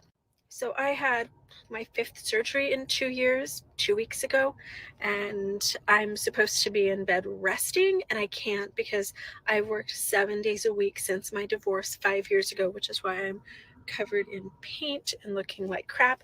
We actually have a 4-day weekend here in Tucson, and since my partner isn't working, he's working on furniture flip partner projects with me. I have no retirement. I have no savings, no education, no resume. I was almost a straight A student throughout all of my education. I went to college at age 17. I had dreams for my future. I'm working so hard to get myself out of just perpetual side hustle hell. There's not a day that goes by that I don't wonder why I didn't have a fucking backup plan. Why my kids eating and having stability was dependent on a romantic relationship. Why nobody told me to put money in the bank. Why nobody told me don't have babies until you have an education and some experience. Don't have so many kids. I wish somebody had told me to put my name on our vehicle loans and to put my name on our houses. I wish somebody had told me that it's okay to put those babies in daycare for a couple days a week and go to college and have a job. And I think I need to do an entire like Trad Wife sequel, because you can be happy and rich and loving your life like Ballerina Farm until the guy walks out. I want you guys to imagine for a minute, even rich Hannah, if Deanna walked out, if all of his financial backing and he had to sell the farm, and then what does she have? Find another rich boy to marry? I just don't want one more woman to DM me, comment, send me their stories, cry to me about how hard it is for them to support their families, and I am so tired of living my own story. We have to make this stop. Raise your daughters to be financially independent. Focus on their futures and educations just as much as you focus on your sons. I wish that someone had done that for me.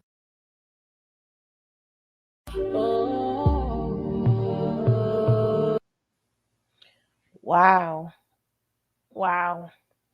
I had so many stories like that. But it brings me back to, I taught this young lady a little lesson, right? I saw the young boy, like gassing her up and like oh, go get me coffee, go get me this, go get me that. But I knew that he was just playing with her emotions, and I see him talking to the other guys, basically letting the guys know I could get her to do what I want her to do. She young and dumb, she ain't know no better. So then one day I gave her an assignment and gave him an assignment, and I purposely did that, right? I said, you go do this, and I said, you go do that. That would have put them in two different places. As they did not set it up like that. So he thought I had left, but I didn't leave. And he go get me some coffee, right? And then he sent her back from what I was telling her to do what he told her to do. So I called both of them in, and I fired her and kept him. And she's trying to figure out why is she fired. I told her I wanted to teach her a lesson at a young age, how a man could destroy your life. That's a lesson she will never forget, even though I took her back later. But for a couple of days, I let her sit home and sweat. You at work. That man didn't care that you was at work. That man didn't care that he went to go on and do what he had to do, but left you stranded. So now you fired. You know, so I made her take a loss real early in life, knowing what a man could do to your life just like that. I know that devastated her. Oh yeah, she was devastated. Oh yeah, she was. Right. But I had to teach her that lesson early. You was given something to do, and he even though, and I didn't fire him because he did what I told him to do. We risk ourselves all the time for men. We risk ourselves all of the time, our finances and our lives, our bodies. You have a lot of women, they never left outside, stepped outside. Yeah, well, we have a lot of women who never stepped outside relationship. Why they got STDs? Why they have to go get shots? Right? Why are they sick? They never stepped out ever. But a lot of the young ladies, I don't play with them, and I don't sugarcoat nothing with them young girls. And I always tell people all the time, you know what? We could talk about it, or we could do something about it. We have to take our place back as elders, but just teach them differently. We have to teach the young girls. They're gonna still do what they want to do, even if they fool. But we gotta you better learn how to keep something under the bed, or keep them. We have to really show them these youth, because the youth and the elder, because them the two groups that they go after. They go after the elderly, because at some point, even though you would think they would know all of this already, but loneliness plays a big part of the setup. And then you got the young girls who think they know it all. But I'm not saying everybody, but if you're able to at least plant seeds into these young girls, always have your own, get your job, decenter these men. Another day, I had the boys, I mean, all these is different years, different times. I had the boys come in there and tell the young ladies exactly how they feel about women. Because they don't want to hear it from you. They wasn't messing with none of the girls. They were like, yeah, we just want because they all friends. And I'm like, no, tell these young ladies the truth. Are y'all in love? Do y'all fall in love? And you should have seen every girl face. And they're like, no, we just want some. That's it. From how many we can get it from. And we're going to do what we got to do to get it. They said, me and my homies.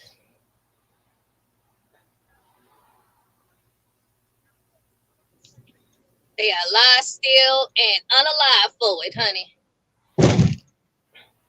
Cause see, we know, like, we gotta be the voice that our grandparents and parents and them could not be. They told us in different ways. You know, they tried to tell us in different ways, but because of the way society was, that stopped a lot of the teachings. Oh Lord, I can't take this, girl. But go ahead. See that this is what I want to show is that people ain't listening to us no more. They listening to people like this. You know what I'm saying? It's not fake. Some are saying the Krishan tattoo is fake. Days ago, Krishan shocked the internet with a new blue face tattoo, but some did not. Oh, well, look, I think her mother got 10, 11 kids, right? You can't save them all, but her mother was out there, and I think she's towards the youngest, if I'm not mistaken, out of all her mama children or whatever. So I don't know what her mother was doing. What her mother was doing, probably the same thing she was doing, because all of them is toxic. But a toxic household, I mean, sometimes other people, it does take a village, and sometimes you do got to step in and just plant seeds. They can do what they want to do, but you know, but we have to have it to where they have to. Oh my goodness, that was a shocker. I was totally shocked, and that I don't know if this is the one that you're going to show, but I was really hurt with him because I really thought that. You know what? I thought that he was but when he came on the panel and he did what he did, this is the type of stuff I'm talking about. So Wait, before you show that, you should show how good he talked, then show the real him, so people can understand the confusion there. Okay, all right. And I'm like, this young man, yeah. That going to show you the mindset.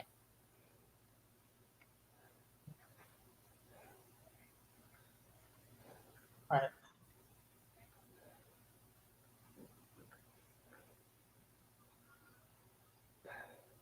With G-Unit. Right? Mm-hmm. I feel like, because I'm going to expose. That means playing with you. They kept interrupting throughout this whole thing. But wow, bottom line is that's how smart he's the smart guy, right? Go ahead, Sugarlove.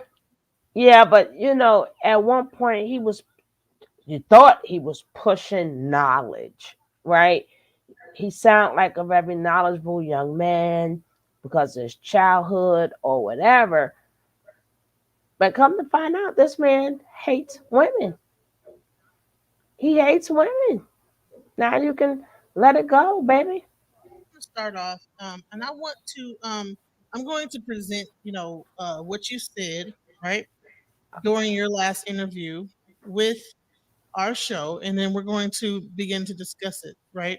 So, once I play this, I'm going to pause it, and then feel free to chime in. Only thing I ask is that if you're not like saying something, just mute your mic, okay? All right, so we're gonna go through the first thing, okay?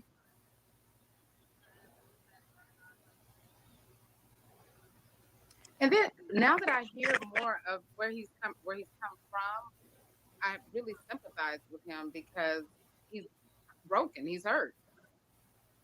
So instead of coming at, looking at him like, oh, okay, he's toxic, well, he is having toxic behavior, but bad behavior comes from somewhere. Now we know where. Now I just want to give him a hug and a lollipop. A hug and a lollipop. A hug and a wing and a prayer, honey. Let me see. I'm trying to get this one. Hold on. Let's see if this is the one. All right, let's talk about. Okay, I'll play it right here. You being used, so you don't know it's easier. All right. They don't want to be held accountable. The black woman ego has to be destroyed. This is the problem. I am blaming black women. Yes, I said it. Yeah, let me say it. Let me address this big funky elephant in the room. Okay?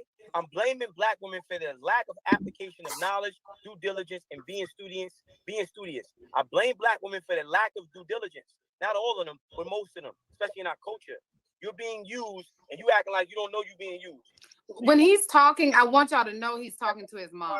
Housing, it is for black. He's men. really talking to his mom. Let's talk about it. You don't know it's easier for a black woman to get employment than a black man. This is the system is designed. You don't know years ago. I'm not talking to my mom. So you already you reaching. Let's do the review. Let's hear what I'm saying first. Not talking to my mom. Okay, I'm not dating my mom. Not talking to my mom. And again, if what I'm saying is striking a chord, have enough emotional maturity to listen before you respond. Okay. Okay. All right. Hold on one second. Okay. Well, let's continue. He didn't realize this was a recording being played, by the way. But the black man can't be in the house. Oh, Monica. So you got a lot of We like, know brothers that, and broken though. homes We know just that. because- We know that. Do you know they What's got the rid of climax? factory jobs? What's the climax? Do you know that black men used to be the head of the household, but why are they not the head of the household? Huh? Do you know that the Willie Lynch, how they programmed the minds of the slaves, they made the black woman We know that. Now what? and non-dependent on Young the black black man, embarrass that black man, beat him, sexually sodomize that black man in front of that black woman, so she could not have respect and value for that black man, and then raped her, and then put the fear of God in that black man, and he did nothing, and then so she's been conditioned for years to not want anything to do with a black man other than physicality and sex and breeding. This has been a program for over 400 years that black women have been under. So I'm blaming them. Yes, I blame black women for. Okay. So this is the one of the people that's going to be on the panel. So I wanted to like at least get an idea, like, you know, this is what we're going to be talking about. So it's not just a bunch of like subjects like, oh, we're talking about some real subjects, like some real anger that the black man is having against the black woman. These young. All right. So wait, hold on. So it's not anger. So I think so. Again, this is why that's what I led with. The first thing is the ego has to be destroyed, and both parties have to be held accountable. The black man has to be held accountable, and the black woman has to be held accountable. So now, if we don't take a real look in the mirror, then no change is going to take place. Scratch all that bullshit. Why did you say the black woman was a flat tire? Now again, Not a flat tire. I'm not gonna be on no type of a video talking to people who are defensive. If you misunderstand what I'm saying and you want to make this a argument, a back and forth thing, I'm not gonna argue with no woman. I'm just gonna get off the live. If you want to sit here and take what I'm saying out of context, if we don't want to look at the reality, that's why I mentioned the Willie Lynch letter. Black women have been conditioned to be a certain way. The black man is the only man that gets disrespected by his woman publicly. The white man don't do that. He don't deal with that. The Chinese man don't deal with that. The Asian man don't deal with that. We're the only man that gets disrespected publicly by our women. That's one. Number two, it's been systematic racism for years. So if we're not gonna have a real conversation based upon actual facts, it's not a conversation. It's a debate or shouting match. I'm not gonna argue with you. If you have a hidden agenda, start cursing me out now, and I can just get the fuck out of here. But go ahead. No, what happened is they asked you a question. Are you going to answer the question or what? Because I can leave as well. So bye. You can leave. Bye. I don't care. Like I what? just Like, answered a question. I asked the question. Why did you call the black woman a flat tire? Help me understand. You're saying Listen. aggressive. I didn't come off aggressive. I just said, look. you talking about because you're taking because it sounds like it sounds like you taking, first of all, you took it upon yourself to say he's talking to his mother, right? Because I said something if you gotta listen, if you got an issue with me, then address that. I'm not answering no fucking questions based upon nothing. Like that wasn't someone else that was a part of the panel. That wasn't oh, me. like and my name and I'm not your sweetheart. My name is Smart. I'm not your sweetheart. Wait. Smart. Hold on. You're gonna be what I call you. I'm not gonna be shit. Unless you got me all the way fucked up, boo boo. Get the fuck out of here. You can leave. I'm not gonna be nothing you call me. You got me fucked up. You got me fucked up. You got me fucked up.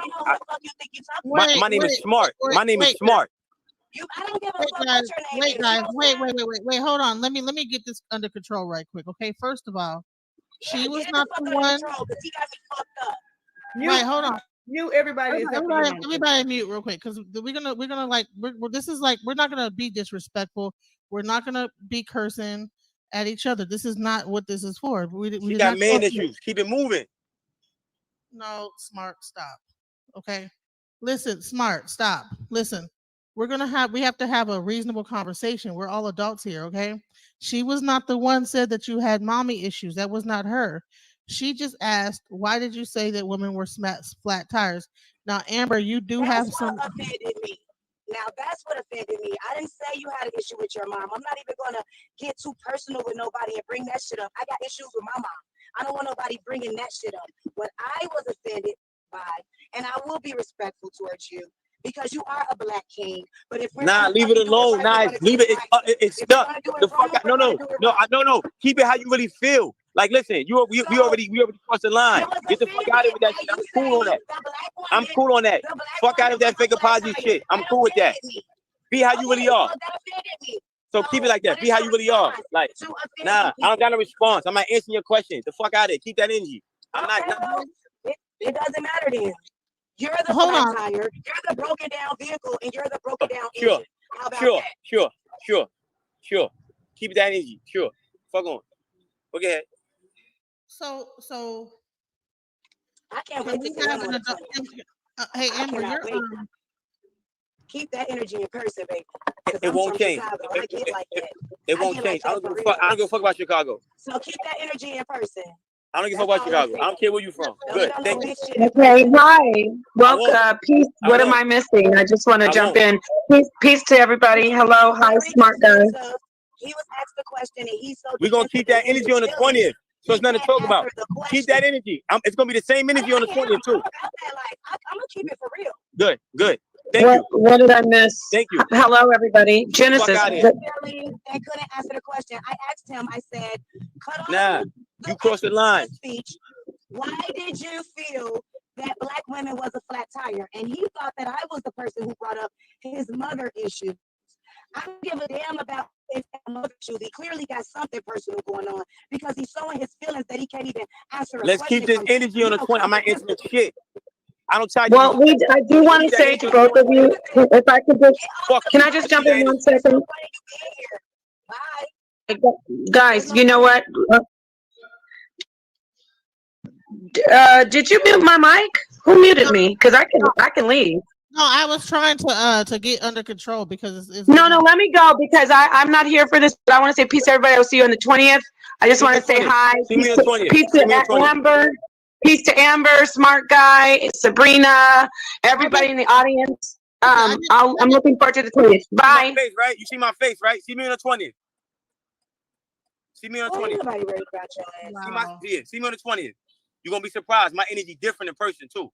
Ain't nobody worried about your ass. Like, you can see me before the 20th. I'll come to your city tomorrow. What's up? All right, like, bet. Up the 20th. 140 for Linux. 917. Hold on. 917. I'm on 140 for Linux. My number is 917. Is that New York? Where you at, baby? Because that's New York. The 20th. Because you talking crazy. 917. 917. Okay. So look, I'm gonna give you my number. No, don't mute it. I give you my number. 917-907-3687. 140 for Linux. You see my face. I'm the smart guy _ That's my Instagram. You could DM me. Do not get this internet shit fucked up. Pull up. Acting like very so pull up. You're acting like that's it. Fucking pussy. So pull up. That's it. Just pull up. That's all. You're not smart at all. You let that fucking video in the bar. You need to fucking chill. I'm not keep that same energy, bro. Fuck out of it.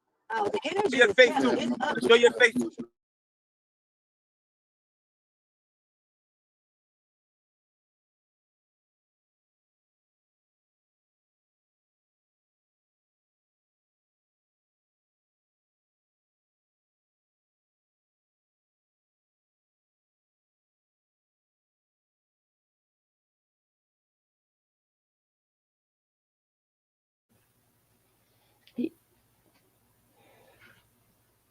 He didn't act like that when he came to your channel. Exactly.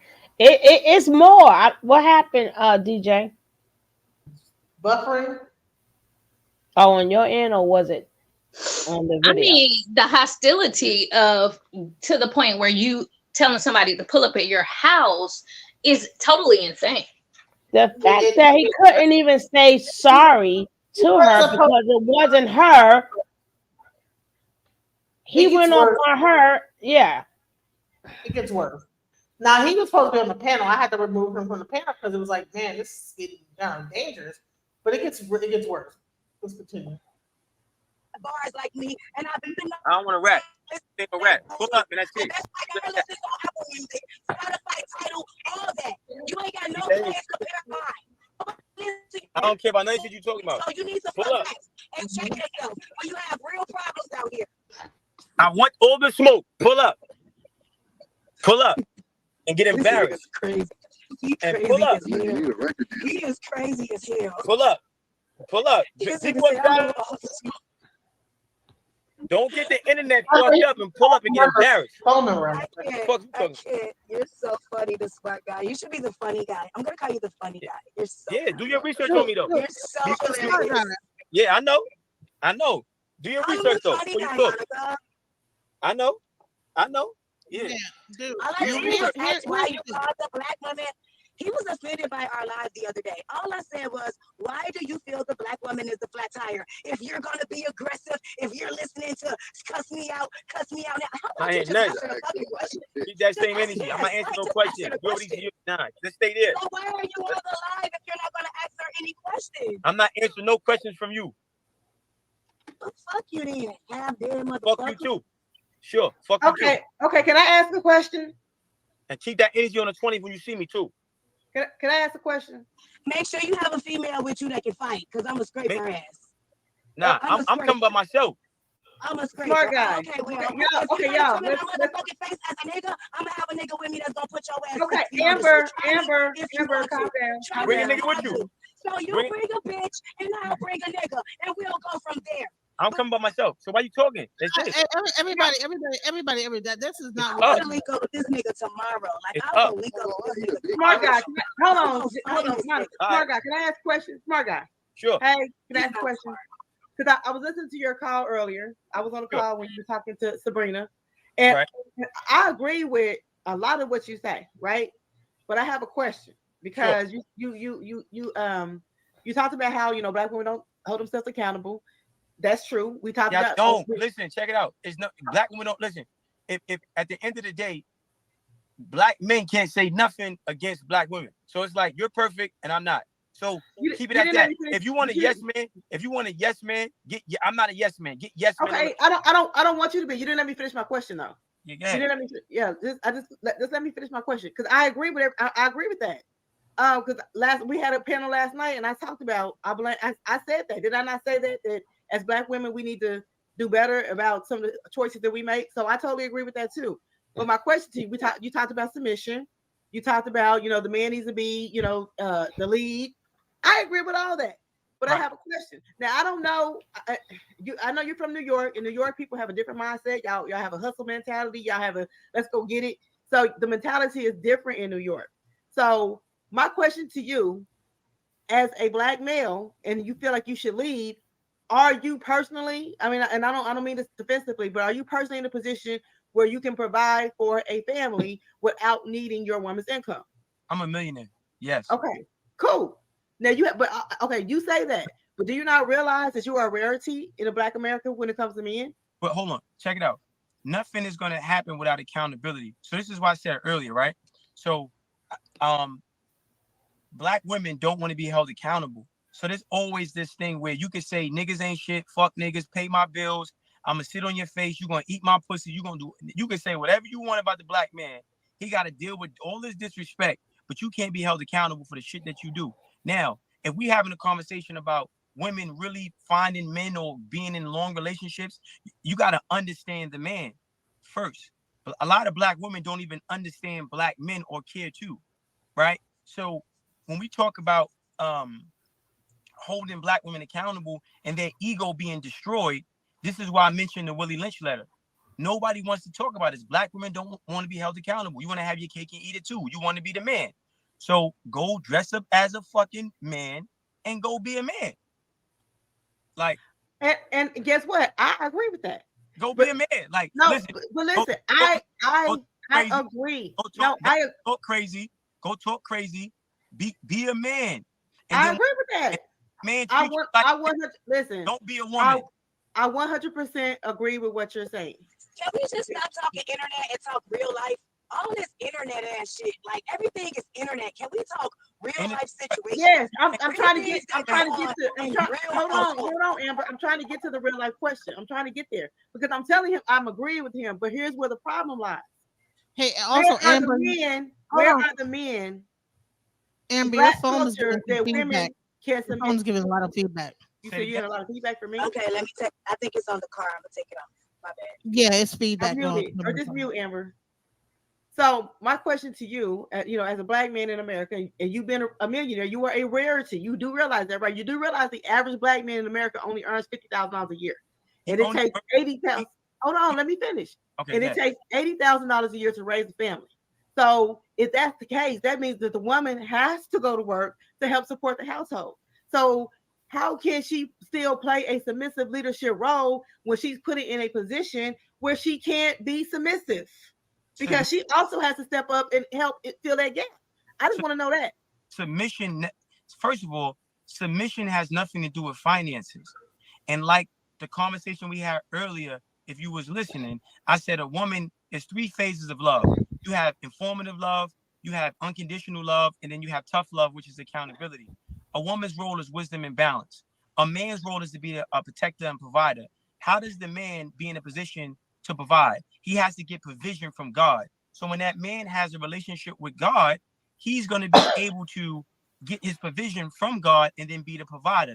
The woman utilizing her wisdom, if she see that her man doesn't know how to get his provision from God, then she's going to inform him of the process and then be the nurturer while he's figuring out the process, right? And then be tough to make sure that he's going to apply the necessary approach to get his provision from God. So she's going to inform, nurture, and then hold accountable. So every man, if it's a man, he has the ability to get provision. So the woman has to know how to point him in the direction of God. I totally agree. And that's just that. The problem is, again, when you have women who are conditioned to not respect man, when you have women, this is why I'm saying the blame, saying the cause of the problem. The greatest soldier in the white man's army is the black woman. This is why when I say I blame, if you're not studious, if you don't understand how the white man uses you. I said this earlier, like you have aspirations, but you don't have feminine aspirations. You have masculine aspirations. You've been conditioned to have aspirations. In the Bible, God left control to Genesis. Adam. In the book of Genesis. Wasn't that the book of Genesis? He left the control to Adam, not Eve. He didn't leave that control to Eve. So it's not up to the woman, it's up to the man. What we talking about, check it out. This is like, again, black women have an ego. Yes.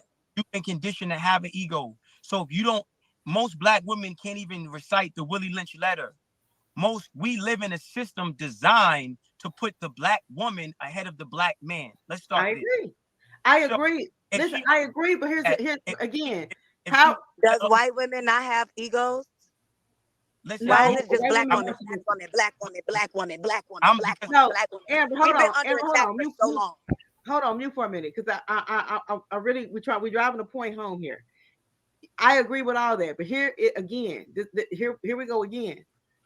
When as men, because black women out educate men, black women out earn men. Okay, so when do we come together as a union to combat that? I agree with a lot of what you're saying. I have these same conversations with my single girlfriends. We can't come together because y'all think, listen, first of all, you're not going to come together because you don't even care about the perspective of the man.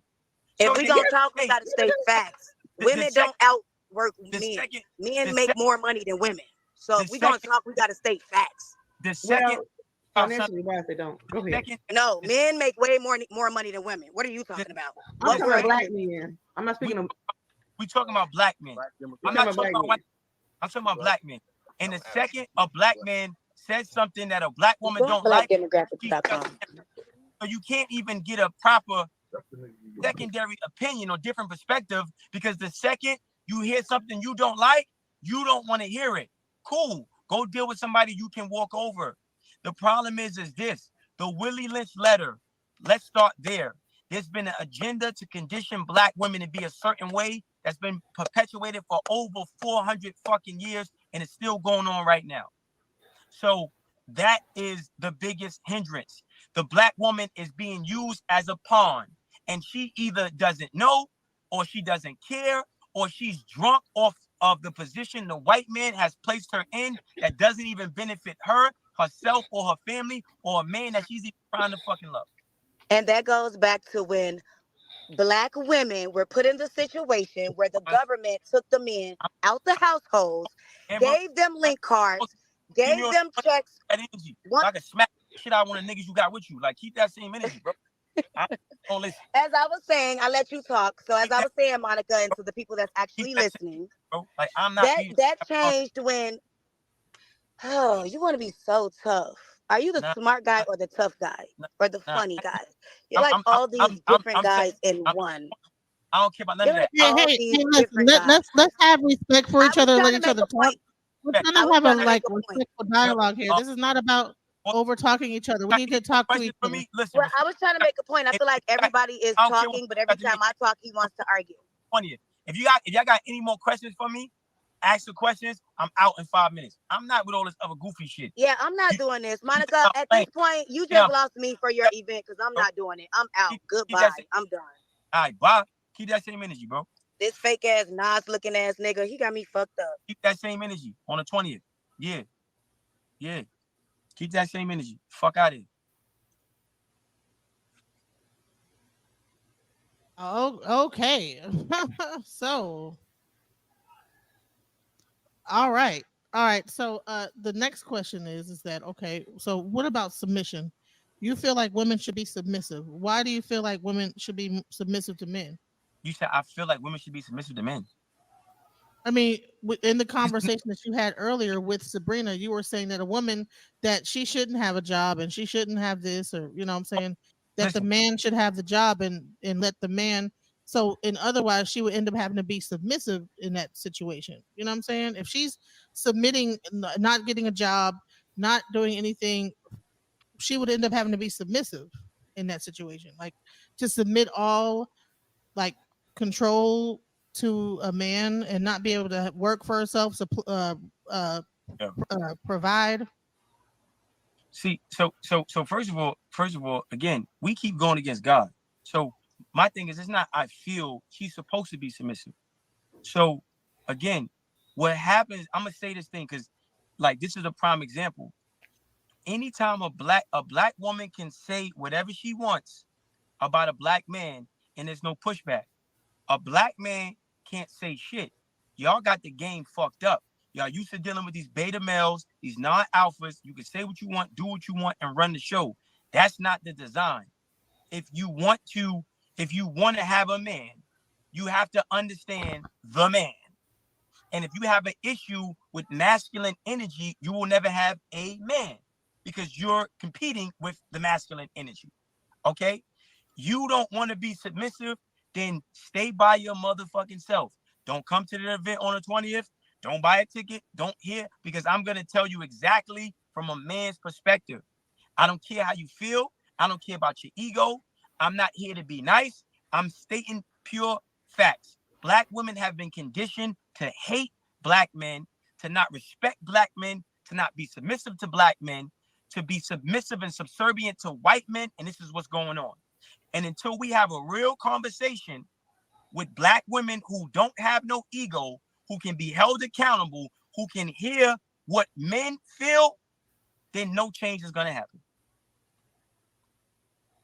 So I mean, I think in that case though, that just happened here, I don't think it was a case of non-submittal. You know what I'm saying? Do you think that argument that just happened was a case of you wanting to dominate her and then she not submitting? What just happened here? I'm not tolerating disrespect, and you can't disrespect me and then think it's all cool. We're gonna keep that same channel. You know, comments was made about me talking to my mother. Then comments is made about me talking about why black women have flat tires. So you already have a issue because you don't agree with my opinion or my outlook. And the reality, Okay, but are opinions made for debate? Everybody doesn't have to agree with you. The whole thing is to be respect to respect. I'm not here to debate with nobody. And this is what happens. I'm not debating. This is why I got my own platform, why I speak. I'm not about to debate. The problem with black women, when you don't hear something you don't like, when you hear something you don't like, you want to debate. I'm not here to debate. Black women, if you're not submissive, you're not going to have no man. God, listen, I'm not debating you because I actually agree with a lot of stuff that you're saying. I just asked the question because my whole thing is I totally agree with you. I would love to 100% be able to submit to a black man. But the problem is a lot of black men are not prepared for a woman to submit to them. But this is the problem. I just told you I could give you the solution and you still gonna stay sick. I'm gonna give you the cure, but you don't want to take the medicine. Okay, so what is the cure if I am with a man who is not equipped to lead? I just told you. You see again. You hearing what? You're not even hearing me. Oh. What's the 3 phases of love? I don't know. Please tell me. I'm not saying it again. That's the it ain't meant for you. See, I said it like 5 times. So again, this is the problem. You're not. What black women are not listeners because they can't be held accountable. So if you don't respect the man's perspective, which you don't, because if you did, you could be receptive. And if you can't take accountability, which you can't, then there's something that you can help that black man with that you won't or you don't. So things are not going to change. I just told you a black man gets provision. I just told you a black man gets his provision from who? From God. I just told you a black woman's role is wisdom and balance. I just told you a black woman's love is informative, unconditional, and accountable. The problem is y'all lead with accountability first, like you're doing right now, but he's not in a position. Well, did you inform him on how to get provision from God? Did you help him, nurture him, or help him? Did you have patience for him to apply the new information? Did you utilize your wisdom? No, you didn't. Okay, so that's the woman's responsibility. I just need to know. So maybe that's what we're not understanding. So I got my ginger ale, baby. Okay. Let me ask you a question. Okay. Now, you don't even realize it. If a man don't know, this is you don't want him to know. If you got a good man, but he's broke. So you mean to tell me that man he's gonna stay broke? That man can't change his mentality. Absolutely. Wait, hold on. Don't say absolutely because I'm making a point, and I don't want you to put your foot in your mouth. If you have the ingredients to change the mindset of that man, which you do, and if you make him privy to that information, his mindset can change and will change. That's why I said the first phase of love has to be informative. The first phase of love has to be informative. Then what are you informing? This is information. Yo, babe, I know you fucked up, but God got you. Yo, babe, I know you fucked up, but God gonna give you what you need to help us. Babe, I know you don't got no confidence. I know what's going on, but babe, listen, did you ever hear of mantras? Babe, did you ever hear of affirmations? See, you're gonna inform that man, and then you're gonna nurture that man with information. You got that right. Now we get into the second phase of love, which is unconditional. Now you're gonna be you're gonna love that man. You're gonna love that man. You're gonna love on that man. You're gonna be unconditional. You're not gonna enable him. You're not gonna accept bullshit or tolerate boy behavior, but you're gonna be patient. You're not gonna allow him to be abusive. You're gonna love him unconditionally. Right? Now, the next phase of love is tough love, which is accountability. Now it's like, yo, babe, I told you to pray, but you ain't been praying. I ain't gonna stick around for the bullshit. I told you I showed you the ingredients, but baby, you're gonna have to open up this pancake box and make the pancakes because I'm hungry and you hungry and we need to eat. And we got pancake mix, we got spatulas, we got pans, and God gonna. No, let it finish. Please excuse the comments because I did have a mostly male audience at one point. So you're going to see a lot of like really weird. I don't know. We just listening to his dumb, smart ass. Help you with the stove, baby. Take your punk ass, your funky ass feet to God. Now, that's the last phase of love, which is accountability. Okay? So every good man, whether he's in a fucked up financial situation, has the ability to be the breadwinner if he knows how to correctly go to God and get his provision. Okay, so suppose a woman does all that and he still can't lead. And is she still supposed to submit? Now I just told you. Like talking to a toddler. These are the instructions. Do you believe in God? This is a rhetorical question. Do you believe? You don't got to answer it. Okay. Do you believe in God? And does God? Because I sold crack, I was broke, I was homeless. I make money off motivational speaking, selling CDs, and doing music right now, currently. Right? I sell my CDs. Right? I made my first $100,000 selling CDs, and it wasn't the CD. I prayed and asked God to help me because I didn't want to go back to jail. So I prayed and asked God, look, God, I'm not gonna be selling no more drugs. I need to make some money. And God blessed my hustle. That was my provision. Right? So it ain't no, and he's still. There you go again, being a momentum killer. There you go again, not being a nurturer, and he's still. So you mean to tell me he went to God and God ain't going? Oh Lordy. So he went to God and he still ain't no instill. No, what we need is for you to raise up 100 more men like you. How about that? Then we can repeat this conversation. No, thank you. Listen to what I'm saying. Please don't do that. It's no, thank a you. Formula. Speak for yourself. This is a formula, and I share it. How you think creates how you feel. How you feel becomes an emotion. That emotion becomes a vibration. That vibration becomes a magnet that attracts things to you. I know what I want. I get what I want. I got what I want. I know it. You teach a baby how to ride the bike, he's going to ride a bike. You teach a baby how to swim, he's going to swim. You teach a baby how to read and write, he's going to read and write. You see? God will do, I can do all things through God. Not some, not a little bit. This is why that man having a relationship with God is important. Okay? And if he goes to God, God will provide. I thought the woman had to bring you there. Damn it. Make up your mind. What you mean instill? No, he goes to God for provision, and that man is diligent in prayer, and he's taking action, and he has a woman in his life who's there for him. Oh my God, it's gonna work. The problem is there's a white man's voice deep in your subconscious mind, black woman, that is keeping you away from supporting, empowering, and informing that black man on how to take his proper place. And it stems from the conditioning that happens from slavery. You don't even respect me. You don't even know why. You can't even hear my voice. You don't know why. You want to argue and argue. And as soon as you hear something you don't like, you're ready to just shut down and attack. You don't even know why. It stems from the Willie Lynch letter. And we need to have a very, very deeper psychoanalysis of the strategies that were applied to our ancestors back then, because it's still being applied to this day. Okay. You answer my question. Yeah, I didn't get no damn answer. So again, and then look what you're saying. You have children? I'm like, what? I do. Do you have a son? I do. What? Oh my God. So what are we talking? Do you hear yourself? Let me ask you, do you hear yourself? He's stupid. If you had how old is your son? 16. He's 16. Do you know that the mother represents the physical form of self-esteem for the Absolutely.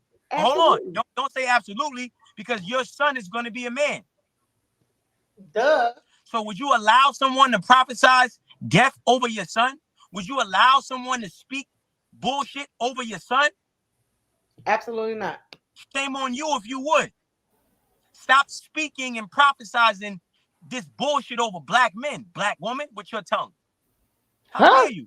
Listen, we have to speak what we want. Listen. Do you know how powerful a black woman is?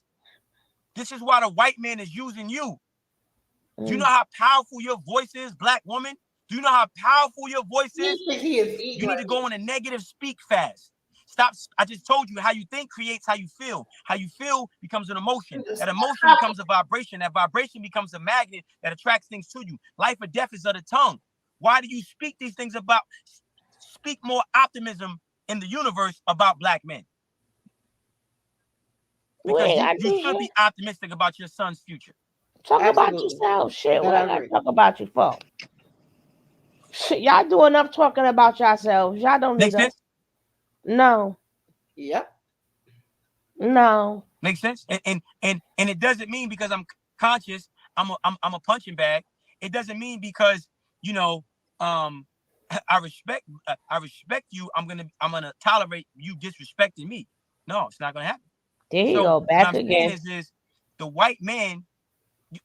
I see if we don't have, and this is why I said we have to really, really dive deep into neuroscience, classical conditioning, operant conditioning, brainwashing, the mental slavery that was applied to Black women. Okay? So it's very important that we understand how powerful our words are. Do you understand life or death is of the tongue? And the Black woman oh my God, your tongue is so powerful. So you should shut up. So we need to get our You Black ain't women listen. to start speaking more positive, optimistic things about Black men to start.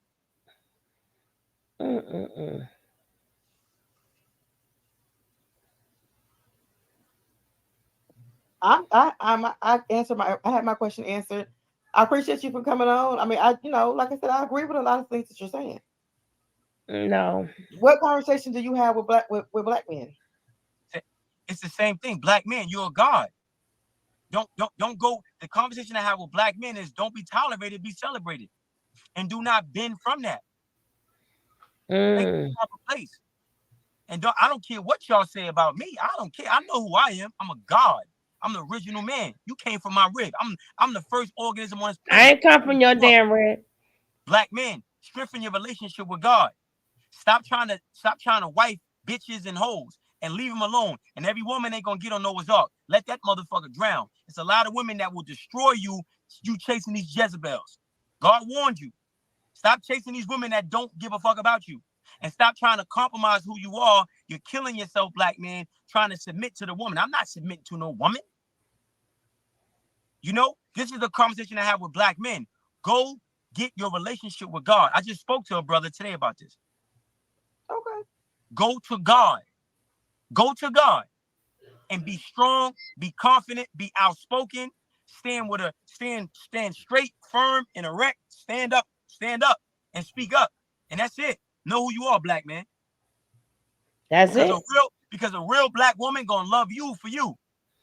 Don't get a job and love you for you. Don't be a man. That's all you say to men. That's it.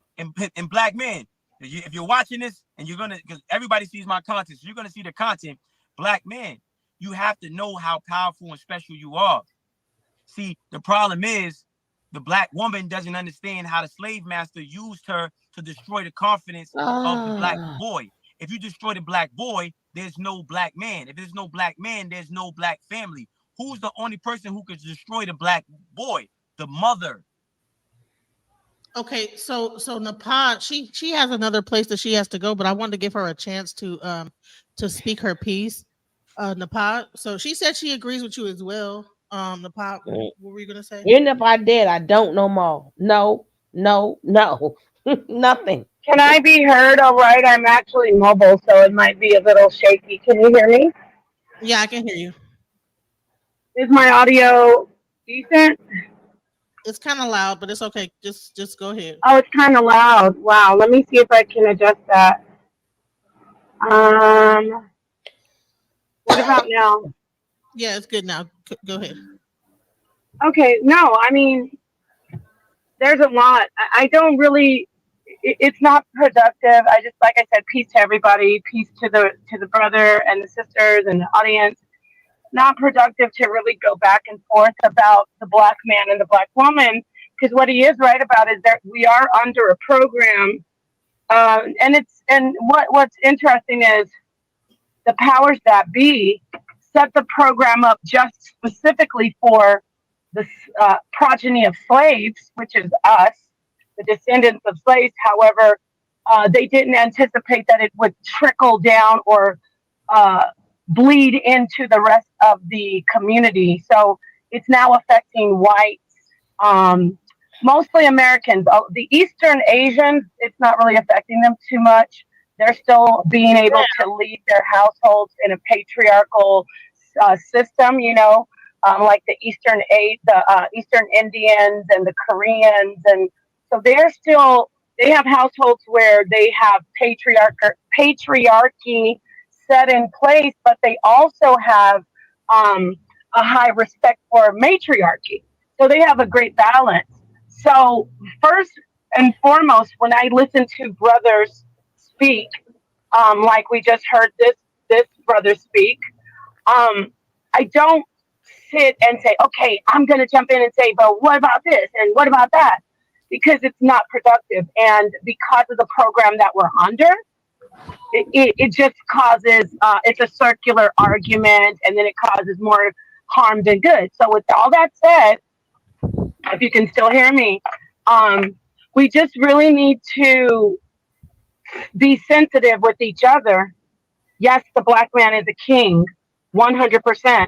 Yes, we have a voice crisis. What? Yes, because society. Now I'm leaving just the microcosm of the black community, and I'm talking about the full, society. Especially, I'm talking about Western countries. Okay, so what they tried to do, because women were not really being treated fairly. I'm not talking about the second wave of feminism that was an agenda against black people. I'm talking about women just not looked at as human beings on the same level as men, because they tried to, I'm saying they, talking about organizations and government, tried to correct that.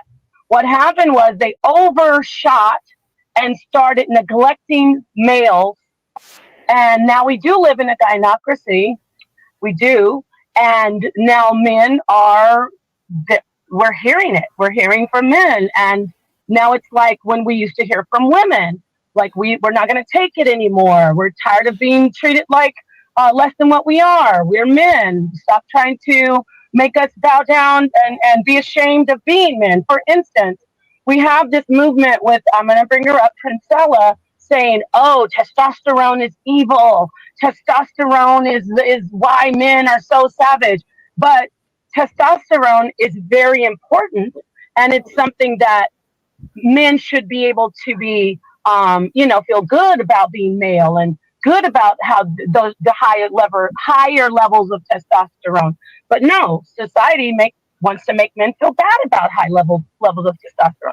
So I said a lot right now, but what I want to just get at is we do need to get back balanced. I believe in male leadership, but I very much believe that there are so many women who have damaged their sons to where the sons aren't good leaders anymore. So for the brothers who are men should be able to be, feel good about being male and good about how the higher levels of testosterone. But no, society makes men feel bad about high levels of testosterone. So I said a lot right now, but what I want to just get at is we do need to get back balanced. I believe in male leadership, but I very much believe that there are so many women who have damaged their sons to where the sons aren't good leaders anymore. So for the brothers who are speaking out and telling men, you are a king, you don't have to bow down, I want the conversation to go more on like the mental health of some of these men who I call them, you're making Bible references. Some of these men are vessels fitted for destruction. They can't. They're so damaged. They have been they haven't been securely attached. They haven't had any healing, and they become pariahs in our environment, like what just happened with Brother Polite. So I'm 100% behind the male movement, men getting back in charge, and they lead well. I like your breakdown, Brother Smart, when you do the three, first a woman has to be this way, then second, and then third. I don't want to misquote you, but I did hear you say that a couple of times about how women should be. I really, if you go into that again, I'd like to really expound on that as a woman for women to hear, because When you're in a relationship with a brother polite or a vessel fitted for destruction, that's when you get to the third level, you have to make an exit plan. And men who lead well should be there helping you make an exit plan and get away from these unhealable, toxic pariahs who used to tell you, see, they listen to brothers who are balanced. They say, brother, He's you're a leader. violent. And then they manipulate women and they say, see, you're supposed to bow down to me. You're supposed to let me take your daughter downstairs. Oh, you don't trust me? Oh, I thought you were my wife. You're supposed to submit to me.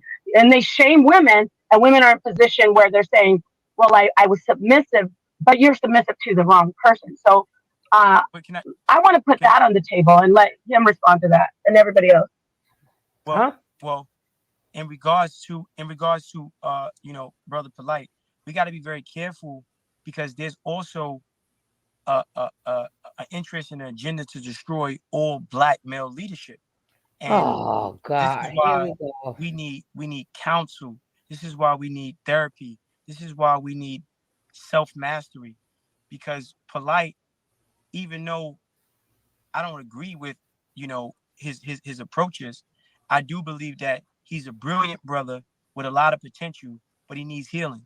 Okay, if we talk about the people who run the world, if we talk about all the little boys molested by the Pope, if we talk about all the blowjobs from underage boys the presidents get, I mean, if we talk about Camp David, if we let's not pick and choose, right?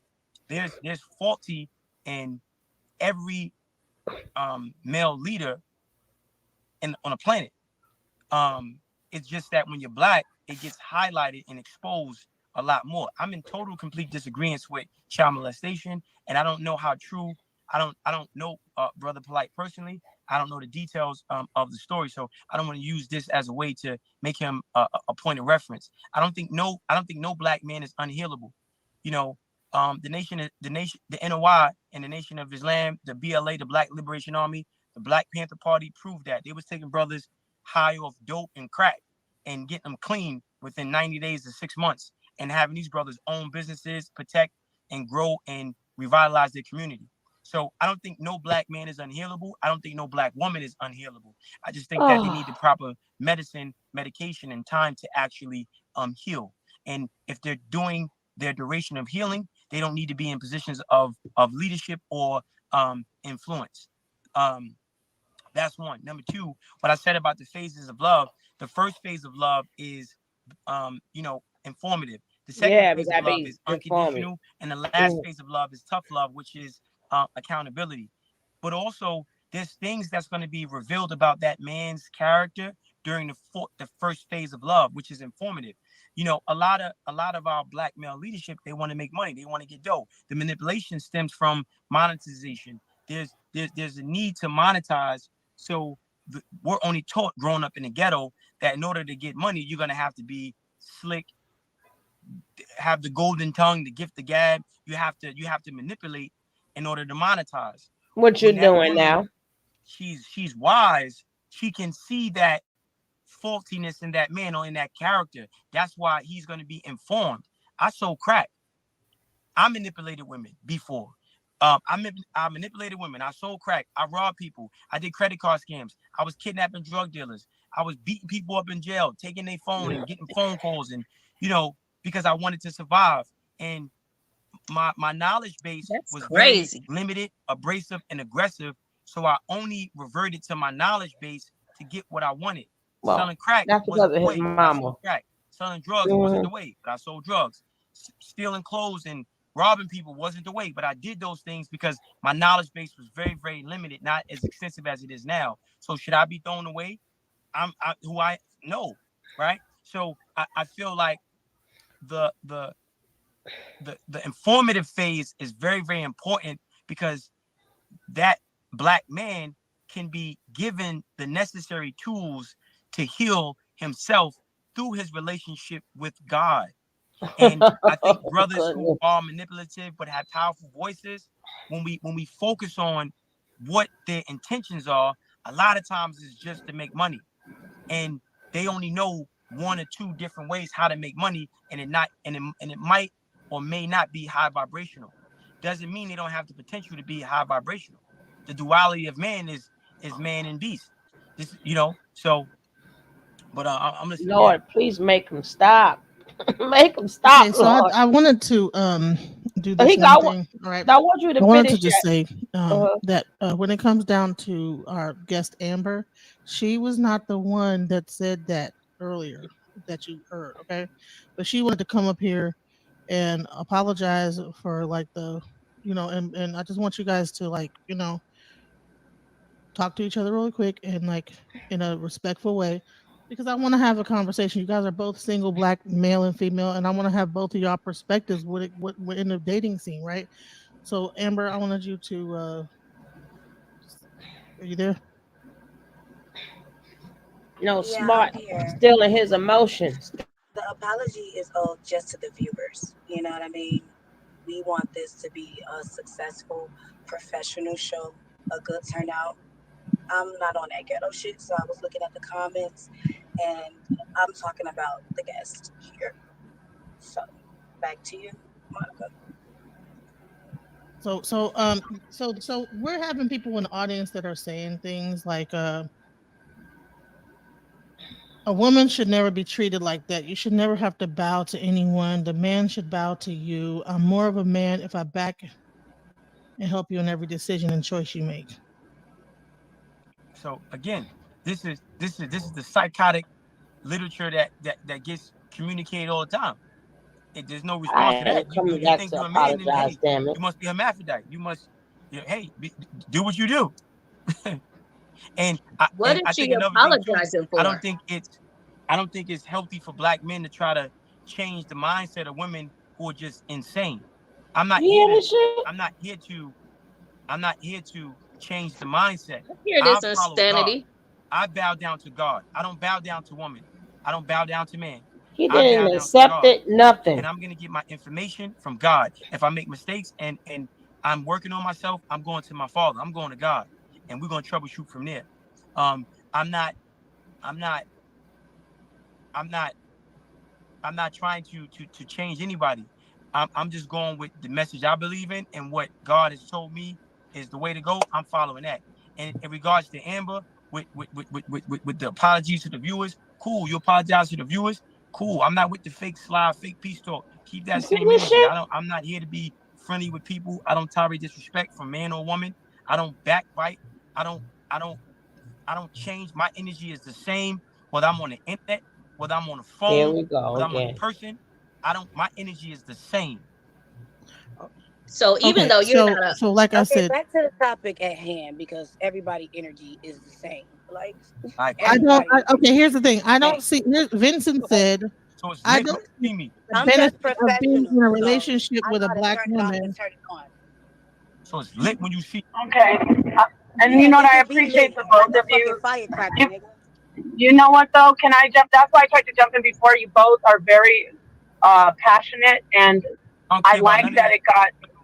Yeah, I know. But when we talk about male leadership, though, can I speak about this? When we talk about male leadership, with leadership, somebody has to take the responsibility because the male mind is logical and the female mind is emotional. We both have a female mind and a male mind. Men and women both have a female and a male mind. So you wanted to say something? Yeah, the problem is, go ahead. The table is set too easily for women to feel that way. You're not going to just be disrespectful and then it's the leadership. No, stay in your lane.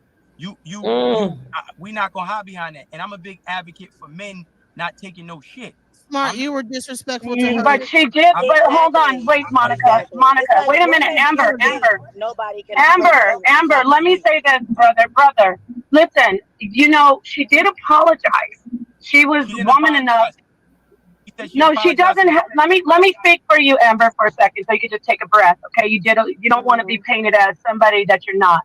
She apologized. It takes a lot to do that. Whether she said, but brother, you said you want to. Let me say this to you. I have the utmost respect for men, but you have to lead well. And when I'm speaking, I mean, I didn't speak over you, and I don't want to say like be petty, but you have to exhibit that you have the power to deal with all types of personalities, and so if you don't like her brother, if you didn't like her brother, if you didn't like her apology, the bigger thing at hand is doing the show and having it be productive. She apologized. We should move forward. You don't have to come in and flex on her. You're the man. She's a woman. So let's just please move forward and let's listen to some more ideas. Let's get Can I please we just say can one thing disagree. here? Can I Go please say okay. one thing? That's Can yeah. I Go ahead, say and then I'm gonna be one leaving soon. I'm thing? leaving soon. Please, can I just say one thing? She didn't You cannot apologize. say an inflammatory statement like that and not expect some kind of backlash or feedback from. You cannot call a black woman a flat tire and think that a black woman ain't gonna check you on that shit. I don't know what's wrong with you. It's like a Tell it, delusion girl. for me. You cannot make that type of statement and think you ain't gonna be addressed. What makes you think you cannot be addressed? You ain't God. I am a God. You need to chill. See me on the 20th. I'm not with no chill. I am gonna see you. Okay, guys. I really hope you guys get along on the 20th because this We are isn't an gonna event get that we're not very doing along. Jerry Springer. We're gonna I'm not get coming to a very Jerry Springer event. Okay, I'm letting you know that right now, everybody. This I is hope not you're going to be a. ready, smart guy. We're not gonna do that. We're not gonna do We're that. gonna get This is very. not. Yeah, this is. I can't wait. Oh yeah, we're gonna This get is very not offensive. that. This is Ooh, not yeah. that. Okay. Yeah, stay in your lane. Stop it. Stop it. Y'all are grown-ups. I mean, Well, smart let me let you know. I would like to talk to the smart guy, brother. I'm actually Sonetter's wife, and I remember when he met you. You're very humble. You're very humble. You're To a very man. decent. Very, excuse me. Let her talk. You Listen, keep the mic. this is my panel. Like, dude, we're not gonna. No, do no. this. Let him say what he. I'm gonna let him say what he needs to say. Go ahead, brother. Paul finish. She's a listen. She didn't apologize. You can mute the Paul mic. is your elder, man. Was she in the No, don't tell him I'm. I don't do all that. God damn, this is Why would I apologize Monica. to you? I'm not apologizing to you. I He said what doesn't the fuck have I to be said. muted. Let him speak. Go ahead. Let him said speak. what I And I was talking to you. Oh my God. You can't mute my energy. She didn't apologize. She said some crazy Okay, shit. we know that, brother. Can you do me a favor and stop muting him? Listen, smart. Can we please? I was talking to you as it's not about me being his elder. I mean, I don't know how old the brother is. I'm just letting him know this. He's a decent brother. Maybe I get the flat tire comment rubbed people the wrong way, but we got to move forward and have a discussion about a lot of other things. I'm being blindsided. First of all, this is why when people hear me speak, right, you want to take. I don't even remember the context of flat tire. A lot of times what people do is they blindside you. So hold on. You don't know your mouth now? What happened? No. I'm going to. Can you hear me? Yeah. Yeah. I'm going to the questions that I was being sent for what we was going to talk about. Oh, right. Okay. Oh, you mean today? You know, honestly, I do have to do a show, but I just wanted to say, I hope we can all get along. We didn't get to those questions. I did want to bring up. So hold on. So if you would have told me we're gonna address a flat tire issue, then I would have been prepared to address that. You already bringing me, you blindsiding me, like I'm not gonna defend myself. That's one. Oh my Number God. two, I'm not. If you would have said, yo, look, this flat tire, whatever you say, a lot of times when I speak, people take a portion of what I said, and because they're sensitive and defensive, no, explain they hear it. at one portion, and then you ready to jump with that. If you would have told me we're gonna talk about the flat tire, I would have remembered how I said it, and I'd have been gave you the full context, not some type of a emotional defense. So why you mechanism just of didn't say fighting that? it. So Okay. First of all, let me address Fair you. enough. First of all, let me address you on that. All right. The question about the flat tire was not the question that I asked you.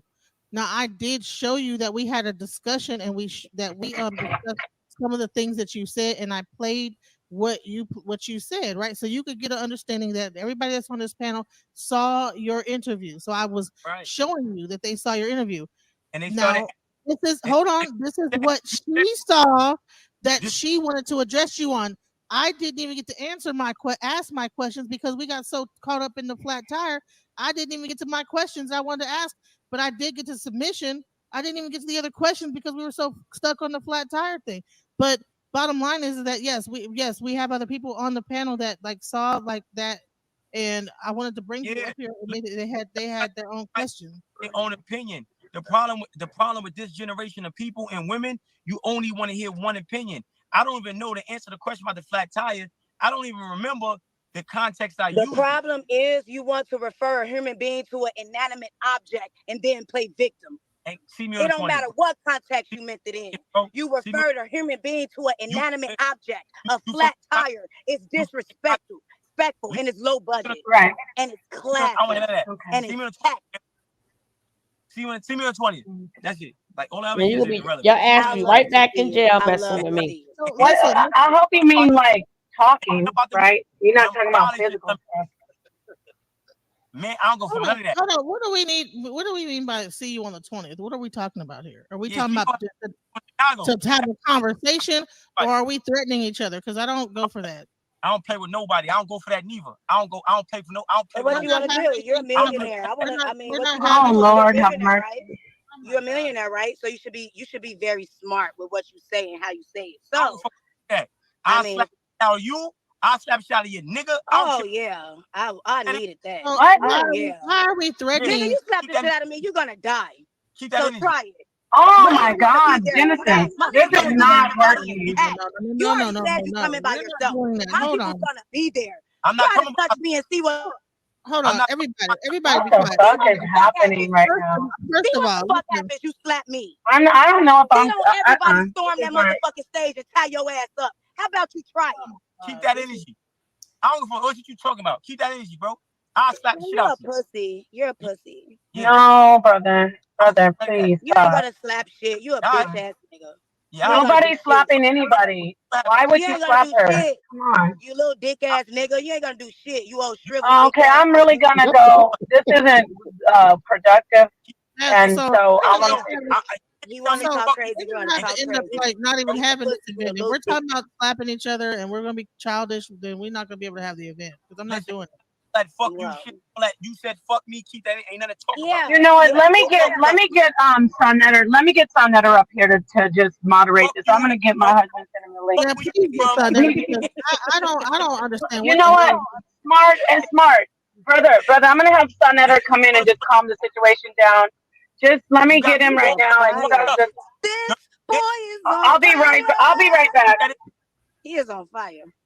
Keep that energy. I'm gonna keep You're on fire, smart Wait, guy. mute for a second. Mute for a second. This is so ridiculous. He's Like, on why can't we fire. have a He said he'll reasonable slap the shit out of me and my. Don't forget, guys, if you're just now coming in and if you did not hit that like, please hit that like. And if you're not subscribed to both channels, hit that subscribe button on both channels. But make sure you please hit that like and share. You want to support the channel, The likes are free. We're giving you a show. So let's get these likes up, please. And if you're not subscribed to both channels, subscribe to both channels. Thank you. So when we get done with this, I'm gonna tell y'all an interesting story after this because it's like, wow, you know what I'm saying? He talking all that, but let me tell y'all. Okay, I'm gonna let y'all listen to the rest of this, but what really was going on is Hit the like too, madness. Let it finish playing, because baby. everybody. What's up, Eddie Kane? What's up, Stop the Madness? Hey, what's up, Fuji Feed? What's up, Angela Reddick? Hey, well, Jackie. Thank you, Jackie Gaines, for being here. Angela Reddick. Who else? Trying to scroll all the way up. Everybody else that's here, thank you for joining. But yeah, this got really crazy. So here we go.